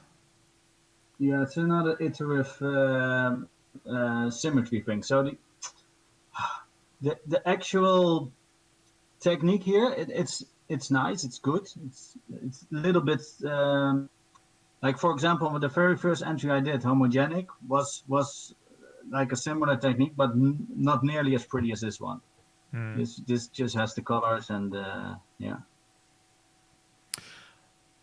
So, I mean, trying new effects is probably the way to go forward. Trying different things, which is probably what Roland might also look for, not to repeat themselves. I think that might be the best way to have more diversity or interesting stuff show up in the category. I remember Tomcat being a very big advocate of people trying ray tracing again, because it's now possible. You have very fast CPUs that we didn't used to have on the 90s. That might also be something interesting to explore. We're looking at one right now. This is one of my favorite ray tracing things. It runs like shit on an actual machine, so you need it's very slow to actually run it. But I know. Yeah, I wrote about this, but it's really like a ballet of these spheres. It's really nicely done. Just nitpicking, I don't like that the perspective changes so often, but I guess it's the point that it normally runs very slow, and it was not intended to run that fast. So the parameters like the configuration changes. Yeah, maybe. Yeah. But I would agree. Like, I'm still wondering to the how do you beat that? I mean, if you're seeing that like as a template, and your task and the competition is write something that beats that after you have seen it, how would you do it? I think that's not the point. I think it was one of your shows actually, PS, that you had this discussion with your guest about it's not about trying to beat what's already out there. It's about submitting your own shit and getting better gradually, because otherwise nobody would ever get something done. Yeah, no one would release anything because you are already awestruck of the stuff you see. Yeah. Right. That's why it's another yeah. Can we talk a little bit about the point of entry? And I guess Blossom is a nice person to answer this. What would you advise new people trying to get into this kind of category on the demo scene? Like, what are the mistakes you should avoid? What things should you look for? Was it very much useful to have someone who is doing the same nearby next to you, explaining random questions, or is this something that you can pick up on your own? I think it would be much more difficult to pick something like this up on your own. I definitely don't want to discourage anybody, because I really would like more people to do size coding stuff. But it's very, very useful to have somebody right next to you who you can ask anything, basically. I really recommend looking at sizecoding.org, because that was really useful to me. I really learned a lot from size coding as well, and I think you can also learn a lot by just looking at people's source code to see how they stuff. But if you're starting to learn this, then I think my best advice would be don't try to be perfect right away. Yeah, just try to get something on screen. Yeah, just try to get something on screen first, and then realize that once you get something on screen, you're already doing an amazing job. And then just continue from there, create what you like. Don't try to beat people, just create something that you're happy with yourself, and then eventually you'll get better and better. Okay, good advice. Thanks for that. Any words on what we're watching right now, anyone? Yeah. Because it's 90 seconds, it was some of Sentinel's best, because he's also using the standard palette of VGA and putting off this amazing impression of the guard race. It was really an upset when this came out. I think he was just casually coding. It wasn't even in a competition, right? It was just, spit out like that. Here's my entry. Like, enjoy that one. It's really awesome. It's so lovely, so in harmony. And it's not easy making something really good with the default palette, so props for that. Yes, this one is one of the best uses of that. Now we have Megapole. 3D is possible into 156 bytes. What's your opinion on 3D? Do you want to try more 3D, or do you think it's a one-trick pony that you can't really use for 256 bytes? Yeah. for me, I have to say I don't know nothing about the whole controversy with Bout Surfer because I have not been in the scene. So I think he's a controversial figure. I don't know. I don't know the guy. So all I know is his stuff. And yes, I agree that he does a lot of ray casting, or he did in the past. And a lot of it is shit, to be honest. But this one just sets the mood really nice. I like the perspective and the moving cars. So it's definitely one of my favorites 256 bytes intros. Yeah, for me too. I couldn't agree more. Like you could literally like see Bortoffer learn the stuff. Like you just pull his production from Poet, and you see, okay, he learns the floor cast, he learns how to do the labyrinth stuff and Wolfenstein and whatever, and he just proceeds to add stuff, and it finally culminates to this point, and then he outdoes himself. Like there's so much stuff which is really not looking good. It's chunky. It's not well designed, and then he comes out, slow and ugly, and then he does this, and everybody's like, wow, that's awesome. You can say whatever you want about him as a person, but this one is just great. I know even the texture behind where you see on the floor there's a small texture. I looked at that, it's 5-byte code, and I've used it myself since then. So I didn't study the 3D structure because I know how to do this stuff. I mean, in the special implementation you need more than just a few bytes, but it's basically just AND and a bit of XOR and OR. But you have to come up with the idea. And like he wrote himself, he's inspired by, I don't know the name. It was Metropolis, or yeah, are you talking about production, demoscene production in particular? The inspiration and then the dedication to like pull it off, because you don't get this by playing around with logical functions like I do, for example. You don't get this. You have to follow a vision to do it, and even the objects moving around, it's also just simple functions, and but you have to design it. And I think design by logical functions is really difficult. You can learn this with SDF, with signed distance functions on real shader toy and shaders. You can learn that, but nobody tells you how to learn it with these functions. So what he did was kind of a pioneer approach. Let's say like this. I think you can learn it, but nobody wrote a script so far how to learn to code like this. Yeah, I guess he just converted the idea because he knew it was possible. This is a good example as well of stuff that you can do nowadays that back in the 90s were just too slow to be able to achieve. This is high res, I believe. I could be wrong.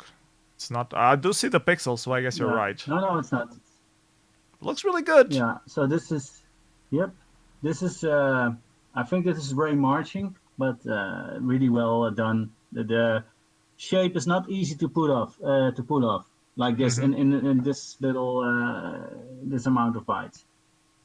So you could have just stuck with a simple cube or something like that. But I would disagree, because he did pulse, and the structures in that are more complicated than this one.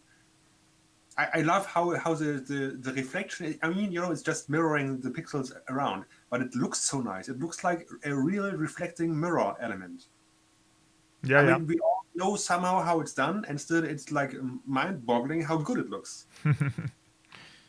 The transition, like the edges, don't have any glitches or artifacts, which is usually a problem with 3D in software rendering. Yeah. And in a way, it's like the Centurion, or like what I said. Just the structure is more complicated and the reflection. So you can. I don't want to break it down like this, but apparently, if you have something that reflects the environment, it looks like really good, because this one is Centurion from Bortoffer without the sky, without the mountains, without the particles. But still, it looks better, and it's mainly because of the geometry, reflections, and colors. So I don't want to break it down, like I said, but you have to decide for what you go. Like more effects, less effects. Do you want colors? Do you want background particles? Or do you want to spend more on geometry? And apparently this is like the niche of Roller, so to speak, is the geometry and the reflections. Okay, Digimind did it as well. But yeah. I want something to mention is a story, because I think Tomcat would agree. we saw this before. He was pulling that off before when he party coded some the diamond shape or whatever that was. If you can link that in the chat, please, that would be nice. So he did something like this before, like a diamond shape, but it was not at all good. And so it was like almost heartbreaking to see Roller submitting something you clearly could see it was party coded. And apparently this is the final version of it, so to speak. And he did that again. He had some kind of he called it like blossom or something, which looked like a tree or something. Yeah, somebody posted the link to it. And I really hope that Roller does the same he did to the diamond shape. He with his blossom with the procedural graphics of a tree, because that also looked like speed coded, party coded. And we all know that Roller can do better. And I really hope that he takes this sketch, because if I project the development of the diamond shape into Pyrit, and then now I take the trees he did and just add the stuff he could do, then we are expecting fucking monster demo in the future of Roller. One idea that I wanted to bounce with you guys, which might be a little controversial, considering you only have 256 bytes. What about fuzzing random bytes around and trying to see if you can get something interesting out of it? Maybe using genetic algorithms and stuff like that. Have you guys ever considered doing that kind of approach to trying to find new stuff? Well, yes, but we joked about it because Blossom for her study actually worked with genetic algorithms. Oh. Yeah, we did joke about it.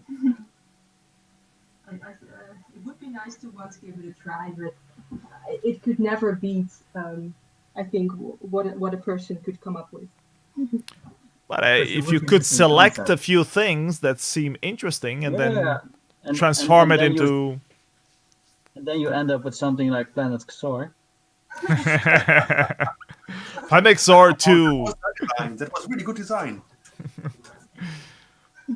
I don't think it's possible right now. I mean, I'm also into some type of GA and even like neural networks, and you could eventually think about like differential programming, like not like backpropagation, but really differentiable programming where you evaluate something. But still, you would have to have some kind of evaluation. So somebody has to evaluate it, and you have the problem of never ending and crashing programs. So yeah, and the problem. Then you could make like some basic. Define the basic framework of stuff that is acceptable, which leaves room for all the pixel and sound stuff that you can output. So you limit the acceptable entries to stuff that doesn't crash. So another shout out to this thing of Mentor. So that's another person. If he ever comes back to do size coding, please do. Then we're all fucked. I'm not getting tired of mentioning it. This was the main inspiration for Into a New Era. This one and for the Wolf from Bauturfer. Like I was like really twisting my mind around how can you have something. I mean, it's not this, but something like this in 64. And the main inspiration was that one. It's so when I saw it back then, I was like, "This is fucking impossible. I can never even do something like it." And in fact, I didn't, because I didn't get the rotation right. But you can only learn something in your life if you have like a great example like this, that you let the mind float, so to speak.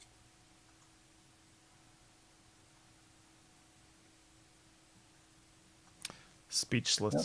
Speechless. It's again, you're seeing something good, but nobody has to say something anymore. Yeah. I don't even know how to put 3D in using assembler, so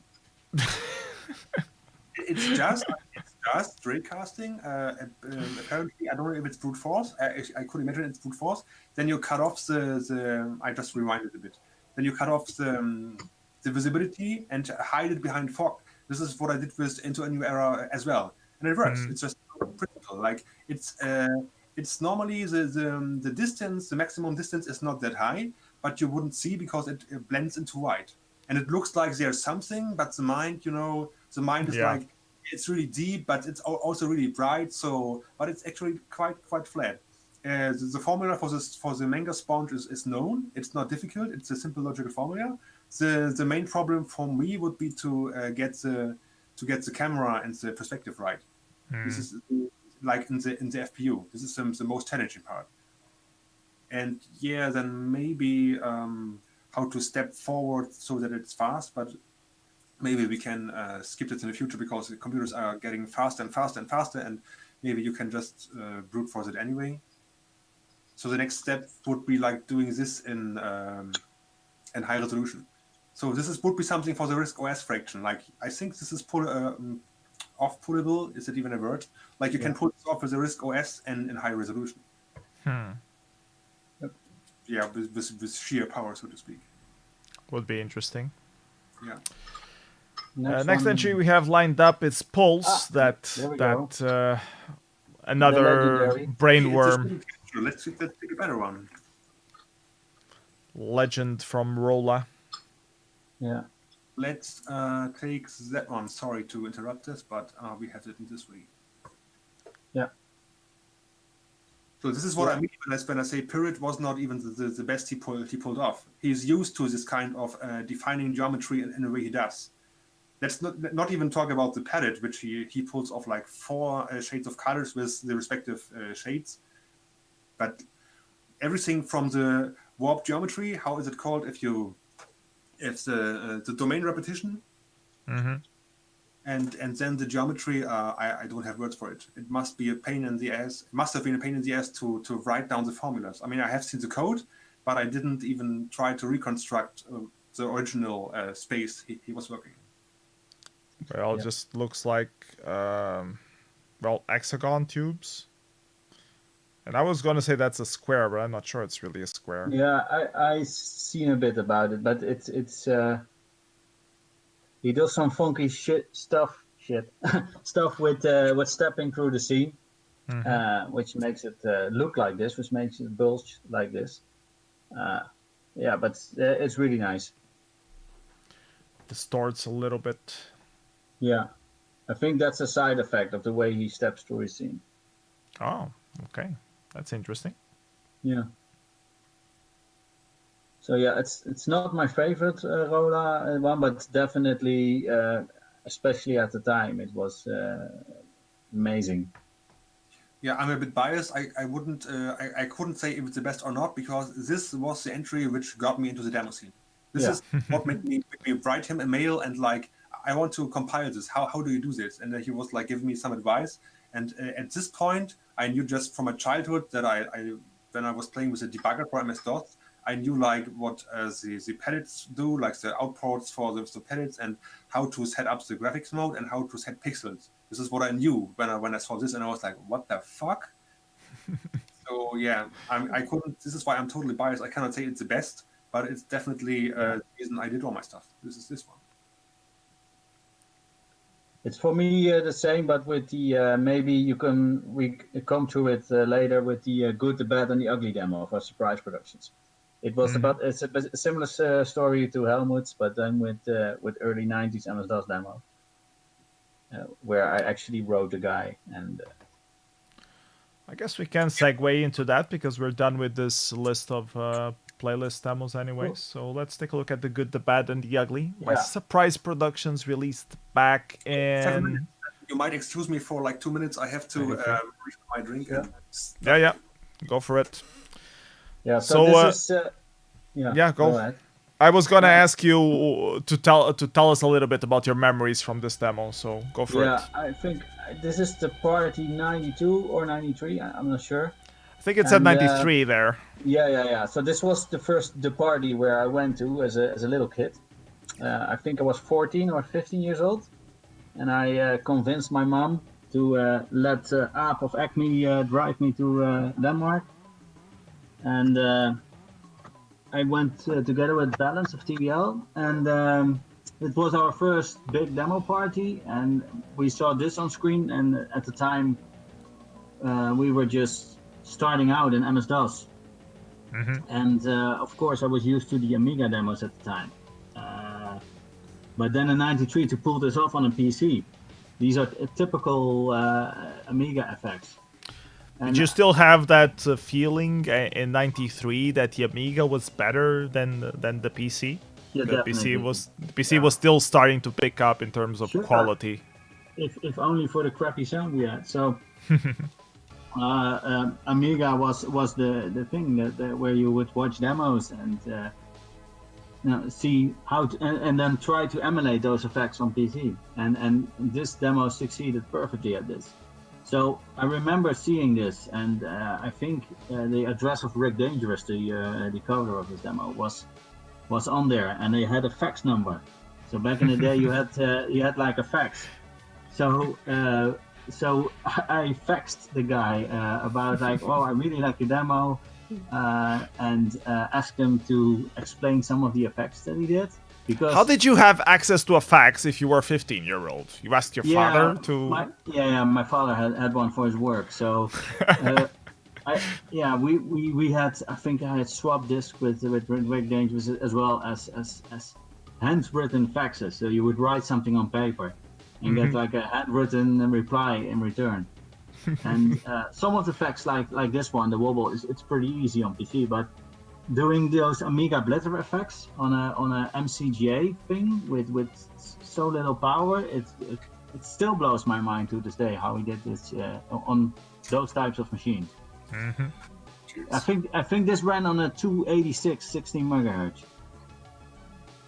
Probably not with this frame rate, but probably not, but still. It's a fractal. So yeah, this is the first PC demo that I can remember that actually does Amiga stuff well. Someone is asking on the chat if this came before or after Copper. From Surprise Productions as well. I don't know. I think it won the Party 93 as well. Copper was at Party 92, and this one was this supposedly at Party 93. Yeah, this is next year. When was Crystal Dreams? Was it before or after that one? It was before this one as well. It's 92 Crystal Dreams. Okay, because this one, the roller thing was what got me into the scene like actively. But back then, when I was like coding a bit of QBasic and assembler, then the Crystal Dreams 2 was the one I watched it over and over and over again. And not only because of the fact that my 386 DX40 didn't have a sound card, but a PC speaker, and the only of the famous intros which could run on a PC speaker with this weird emulation was TP2. Yeah, I think I also picked this because I think it's underrated. So I think people mention Second Reality a lot. They mention Crystal Dreams too, and those of course are really fine productions. But for me, around that era, there's nothing that beats this. And I think recently the artist that did a lot of the pixel art here, I noticed his name at a Petsky competition. So I don't know if he's back, but I would might love still be to active. be back. Yeah. A lot of guys from the Ashi and ANSI scene still seem to come back now and again and do some stuff. Evoke is a nice place to meet them because they always have a very competitive Ashi and ANSI competition there.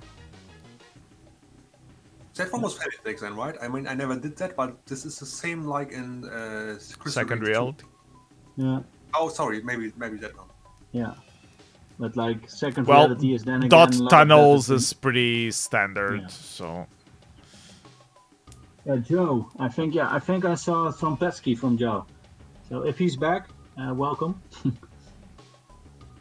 Old School Jay saying on the chat that Joe has been posting on the Demoscene Logo Gallery Facebook group. So yeah, apparently he's back. Cool. Okay, nice. So this one as well. I think this is a 16 color mode even. So this is sort of a bit play mode. Where there is actually a 16 color mode on a PC, which you can use, and I think they do this very well.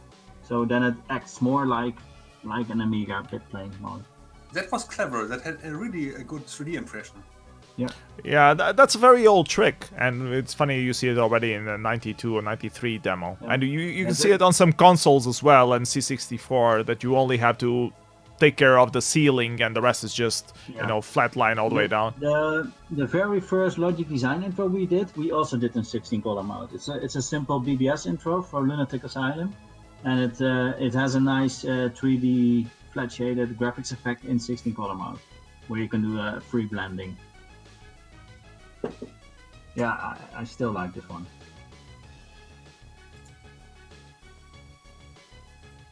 Fractal zoom.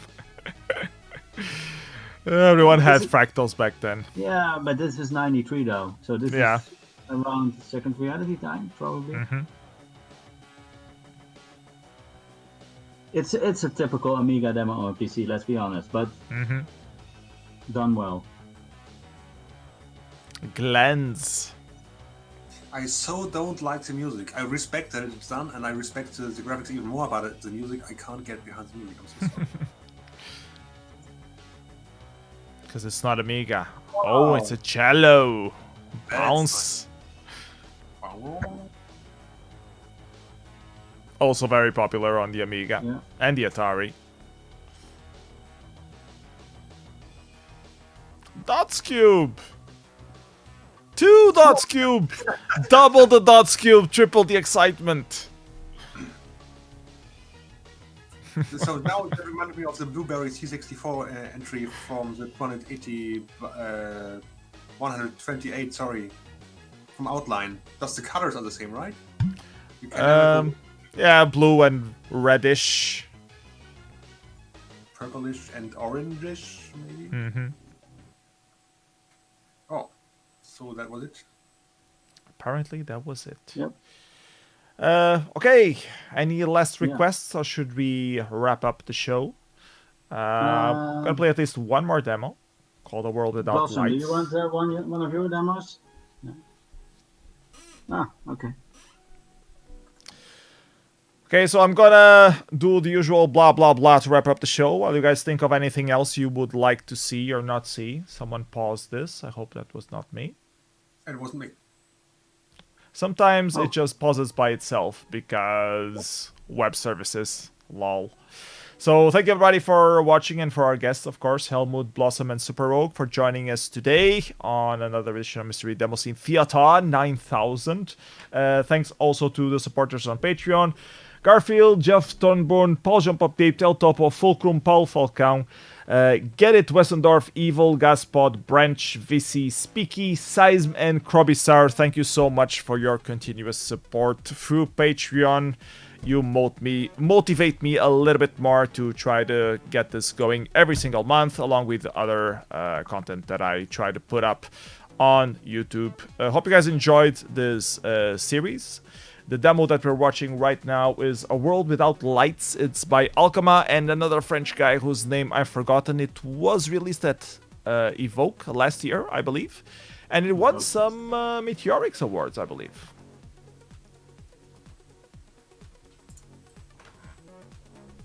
Yes, now that I see this scene, I remember. Yeah. It's very colorful. Just sometimes, like, beautiful shapes and colors and design are enough, apparently. Yeah, he ended up winning the best soundtrack. I remember Alchema reacting to winning this, saying that it was impossible that he won this because of the other people's entries were so good. But yeah, it's a really good soundtrack, so deserves the recognition. Also, it was for the soundtrack, not for the demo itself? Yeah, it won for the soundtrack. Okay, yes. It's also a nice demo. Yeah, it is.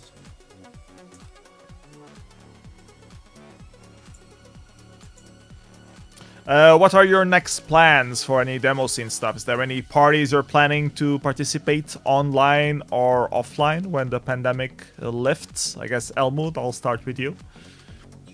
There is the Ed party coming along where I have a history of submitting, but I don't have anything ready. It's this coming weekend, isn't it? Please, what? It's this coming weekend, isn't it? Yes, Ed party? 13th is the deadline, and I don't have anything. And you're like I said, I'm not totally eagerly motivated to destroy every competition or whatever. But I have to send something because, like, Dr. Claw was writing me and even sending me a vote key. So he was like, "Can you send something?" And I think I will, but you know, don't expect the next memory. Give Goblinish some competition. it will be an entry, and I hope it will, be enjoyable for the people. Other than that, I hope like I can focus for having something for function. Yeah, but that's it. I don't even know what or not right now. I'm quite busy with my life. I have really stuff to do. Like it's a threefold pressure that I have: work and startup, and then having I'm studying again to to get another degree. So it's a lot of stuff. Yeah, that can pile up on you if you're not careful. Yeah, and getting size coding in is at the moment it's difficult, and I just do it right now just to to forget about the rest. To reset the head somehow. Yeah. Like when I dive to assembly code and graphics and sound a bit, then the rest is muted for a while, and this is why I do it right now. Okay. Yeah. What about you guys, superogue and Blossom? Any parties you're planning to deliver stuff for attending? Not at the moment. We tried something for ad party, but there's nothing yet, so we don't know. Blossom, you had something on her own that she's working on, but that's still also far from finished. Yeah, it's only the first couple of steps that I have and a basic idea, but I also have the problem of being very, very busy. So yeah. Everybody has a life. Always gets in the way. Why can't we all just be at home coding all day long on stuff that we like coding? Yeah. So right now it's just honing some skills and working on some. But you guys have a reputation to upkeep now because you won Outline. So the show is on now. The battle for the function 256 bytes compo is on. You have to do something better than life. No pressure. I was about to say because I was like in the Outline has a funny history with me and the Outline because since 2014 I always submit something and I always don't win. So I'm second, I'm third, I'm second, I'm blah blah blah blah blah. And now you guys, superogue and Blossom, you have the first and the third place, and combined to the first. You have to advance to function and enter the battlefield. There's no go international. And don't send something to function. That doesn't work. Yeah. I say we should give it a try. Yeah. So we'll have to see which parties and what stuff is finished because we only want to release something when we're personally are happy with it. Mm-hmm. So it doesn't matter what position it will finish. But so the same for Enigma when revision. So we were perfectly pleased with that, and it is what we wanted to make. So if it would finish top 3, then we would be very happy. So we did. As long as we can create something that we both like, then that's the main thing. I think jokes aside, I think the main thing is that you don't pressure yourself because this is a hobby. You should do it whenever you feel like doing it. But at the same time, whenever you feel inspired, remember that there are other parties out there, especially during the summer. There are so many parties happening. It's hard to focus on one of them and deliver something. Yeah. But if you have something cooking, you were saying? Yeah. Well, it's with the corona, it's really hard to see because all parties get pushed back and. They're online now, so you can get all the benefits of sofa scening, and you still participate on the now compos. We even don't know if there's gonna be a function or not, but we'll have to see. They're probably gonna put it online, but that's just my guess. Yeah. Anyways, plenty of other parties cooking right now. At party is happening. Nova is also gonna be online. I heard Solskogen is also gonna be online.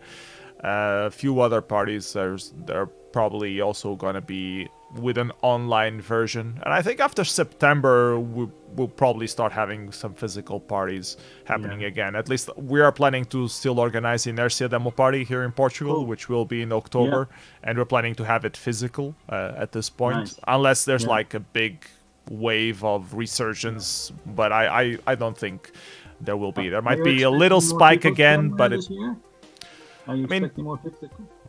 The number is risen since we have liberated the lockdown, so it has risen a little bit again, but that was to be expected. And as most of the population gets what's it called, immune to the thing, it will also dampen a lot.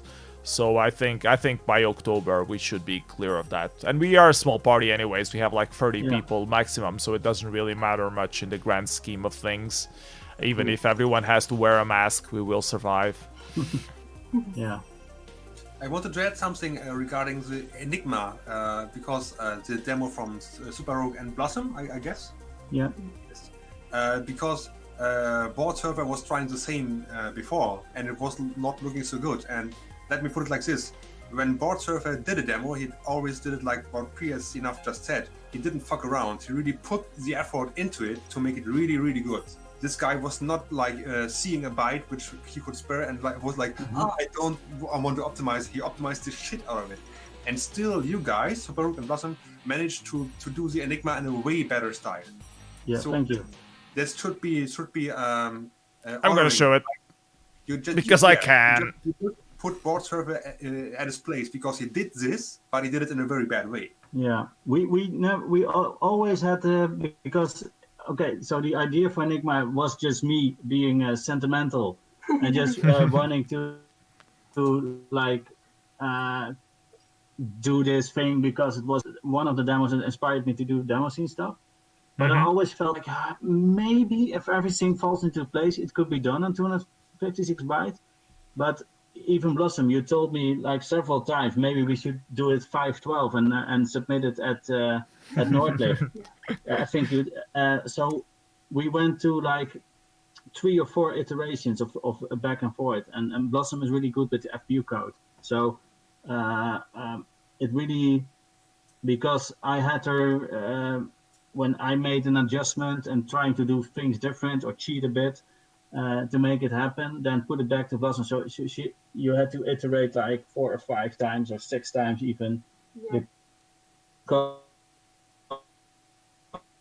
to make a different version of the FPU code. yeah, so for every idea that I had, she had to write the FPU code all over again from scratch. So it's been a lot of comfort, and we're really glad with the results. So thank you for that, Helmut, by the way. Yeah, and I've seen the color scheme, like it's an old color scheme, and I haven't seen it work like it does. I mean, the sky looks like a sunset. Then in front of it, it looks like ice. Like, you know, like if you have ice and the ice is broken, and beyond that is soil, like a mountain and rocks, and it has these shiny spots. I mean, look at board server stuff. And like I said, board server didn't fuck around. He didn't spit that out. He was optimizing the shit out of it, and he didn't manage to get the board having just that shiny spot. So it's like what board server tried, but in perfection, you know. And this is like a feat. Beating board server at like his implementation of whatever is quite a feat. Thanks. Yeah, I'm kind of happy that I took it the first over this because I didn't really expect it. Thank you. Okay, last demo we have for today, Boost Design by Uncensored. Superogue was saying that we have to have something from Commodore 64. Yep. Otherwise, people will get upset. So why is this demo?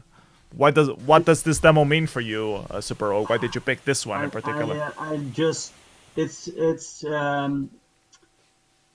maybe it's not just a placeholder, but it stands for any C64 demo that I like that I couldn't pick from, because there's so many that I watched, and like Commodore 64 was my first machine, so I have a special. I thought you're supposed to be an Amiga scener. No, I started with Commodore 64, and Amiga was for rich kids when I was young, so I had to save up for it. And I'm just. Do you go to X Party, or you haven't had the chance yet? Yeah, a couple of times. Yeah. Okay. So, but yeah, I'm not good enough to make cool shit on the C64 myself, but I'm always amazed. I know 65 with the assembler, but the demos that people put together are just mind blowing to me. Yeah, C64 so this is one of the better ones. Mm-hmm. It's uncensored by Boost Design, for those wondering. It's 13 minutes long, so I guess we probably won't see it all, unless you guys want to talk about something else. I was just about to say, like, this looks like a buff from Sense now that I see this. Maybe this was an inspiration. Maybe like the Sense and Style effect. Yeah, it does. I was thinking the same. Sense and Style is stealing from the Commodore 64 scene. How dare he? What I like about Sense and Style stuff is that it's really recognizable. So when you see a product, even without his credit, you can sort of see it's him. So that's always a good thing, I think.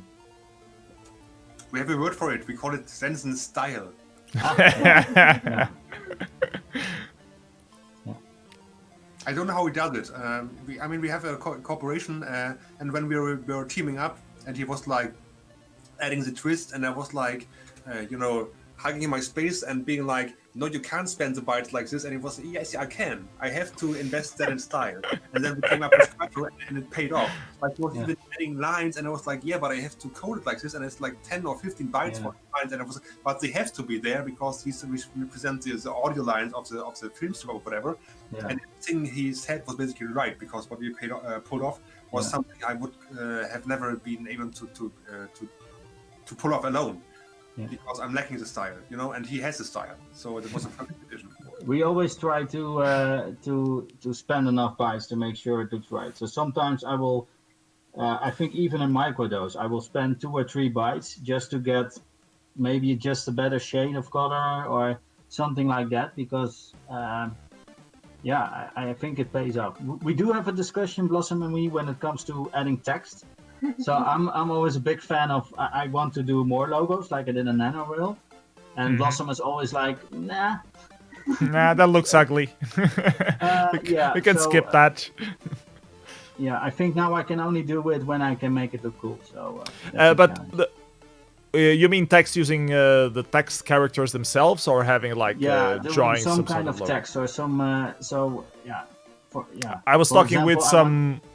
One has text in between parts or something, and then it's an investment, because setting everything up, it takes maybe even having a lot of text. Say you have 2 or 3 lines of text, it's like more than a quarter of your intro. But yeah, I was thinking about how much you need to have text in it, because I was talking with the guys that do 4K and 8K kind of stuff, and for them to have text on a shader, they need to invest a lot of code to have that on. So whenever it has text, like, whoa, they spent extra bytes, like 120 bytes just to have some text on. So I was wondering how much it would be to set that stuff up, to have it on small bite-sized So I think the setup is about at least 32 bytes or something to just get it going, and then add any character that you want to print. But then it depends what you're gonna do with it. So if you want to style it up, then it's gonna take much more bytes. I remember some old 4K intros that used to have like take the default font, have a character, and then extrude that and use that as material for something. Have you guys ever tried that for like texturing and look up textures or stuff like that?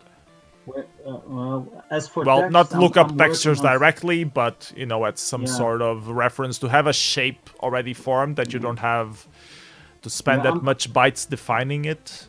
Yeah, I'm working on something like that now, because the only way I can do text with Blossom, if I can do it,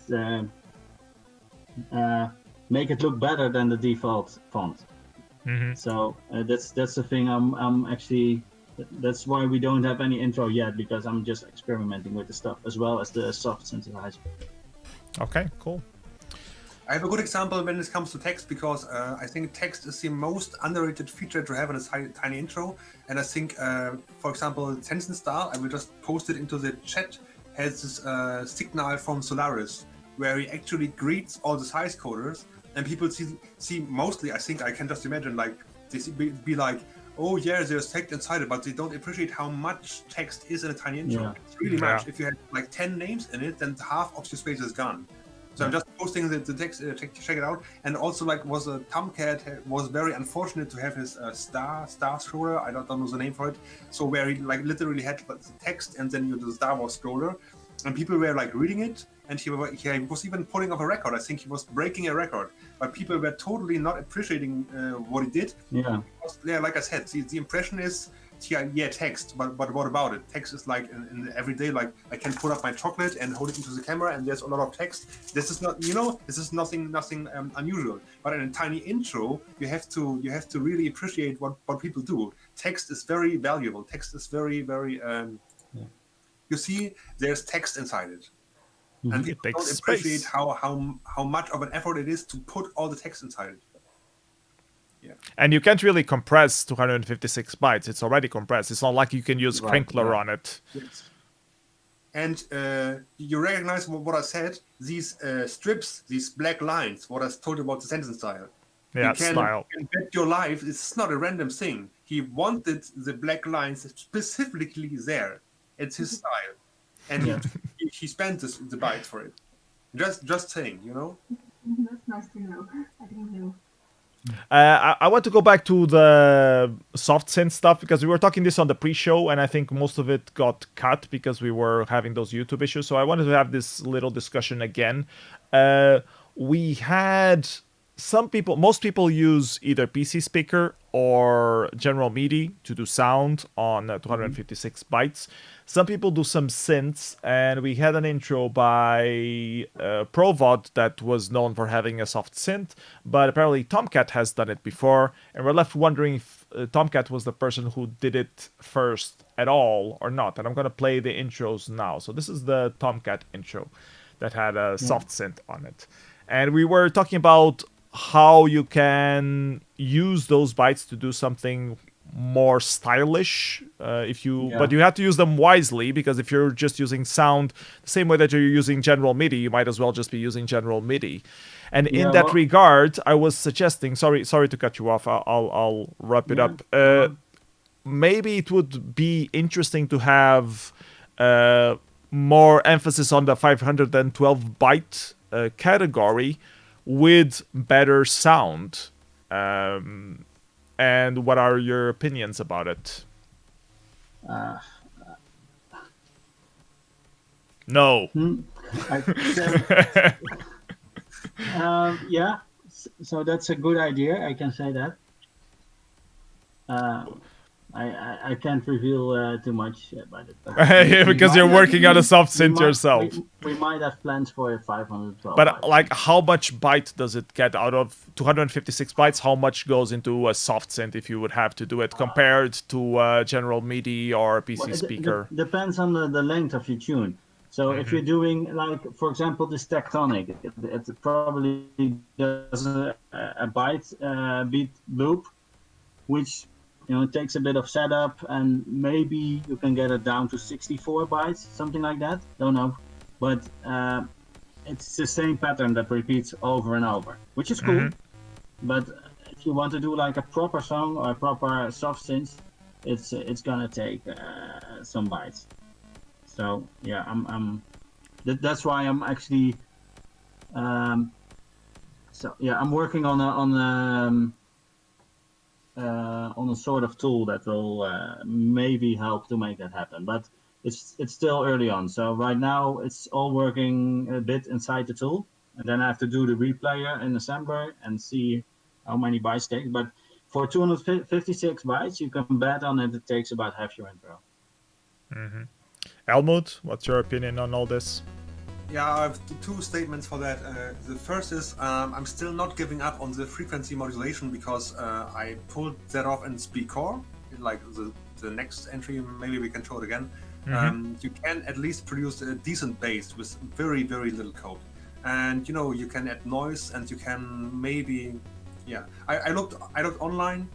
I didn't find something for it, because everything I find is FM synthesis, and I don't want to do that. I want to modulate the frequencies to get sound, and there's apparently no direct formula. I have to develop it on my own, and I mean I can do that because I was studying IT, so I'm familiar with all the kind of Fourier transformations and stuff. I can easily switch between the frequency and the space domains if I want, but apparently there is no sophisticated and established method to convert between the two spaces. So everybody is modulating the amplitude to generate sound, but you can do it with frequency. I did it, and I did the bass kick in SpeedCore and the 128 bytes. I can't believe that no one did that. There must be some papers on that. Yeah, I searched it a bit. I mean, like I said, I don't have that much time. I searched it a bit, and it is not that common. So maybe I dodged the paper, or the paper dodged me. No matter how you put it. Okay. Anyway, so I'm still trying to make that work, and every time I pull something off, like in 32 or 16 bytes, where I have graphics and sound, I hear that there's some kind of kick inside there. Like in this example, it's a very good bass kick. I reused it also in the revision entry Revolver, where I combined it with MIDI. So here you just have the bass, and in the spaces where you cut it off the bass because it's too low or too high, you just add the melody, and there you go. It was not even like size coded or optimized, it was just written down. That's the intro. It's 128, so there's plenty of space to add a snare or whatever, or even more melodies. This has the luxury of having 2 melodies and a bass kick, so yeah. And the other point is, besides all the frequency modulation stuff, is maybe we are still too fixated on the 256 byte domain, because we are used to, for example, pulse or what is the other one? Tube, and maybe now memories, whatever. We are still too focused on this category that nobody wants to dive into 512 MS-DOS, because I don't know, maybe we are overshadowed by the Windows productions and all the shader stuff and so on.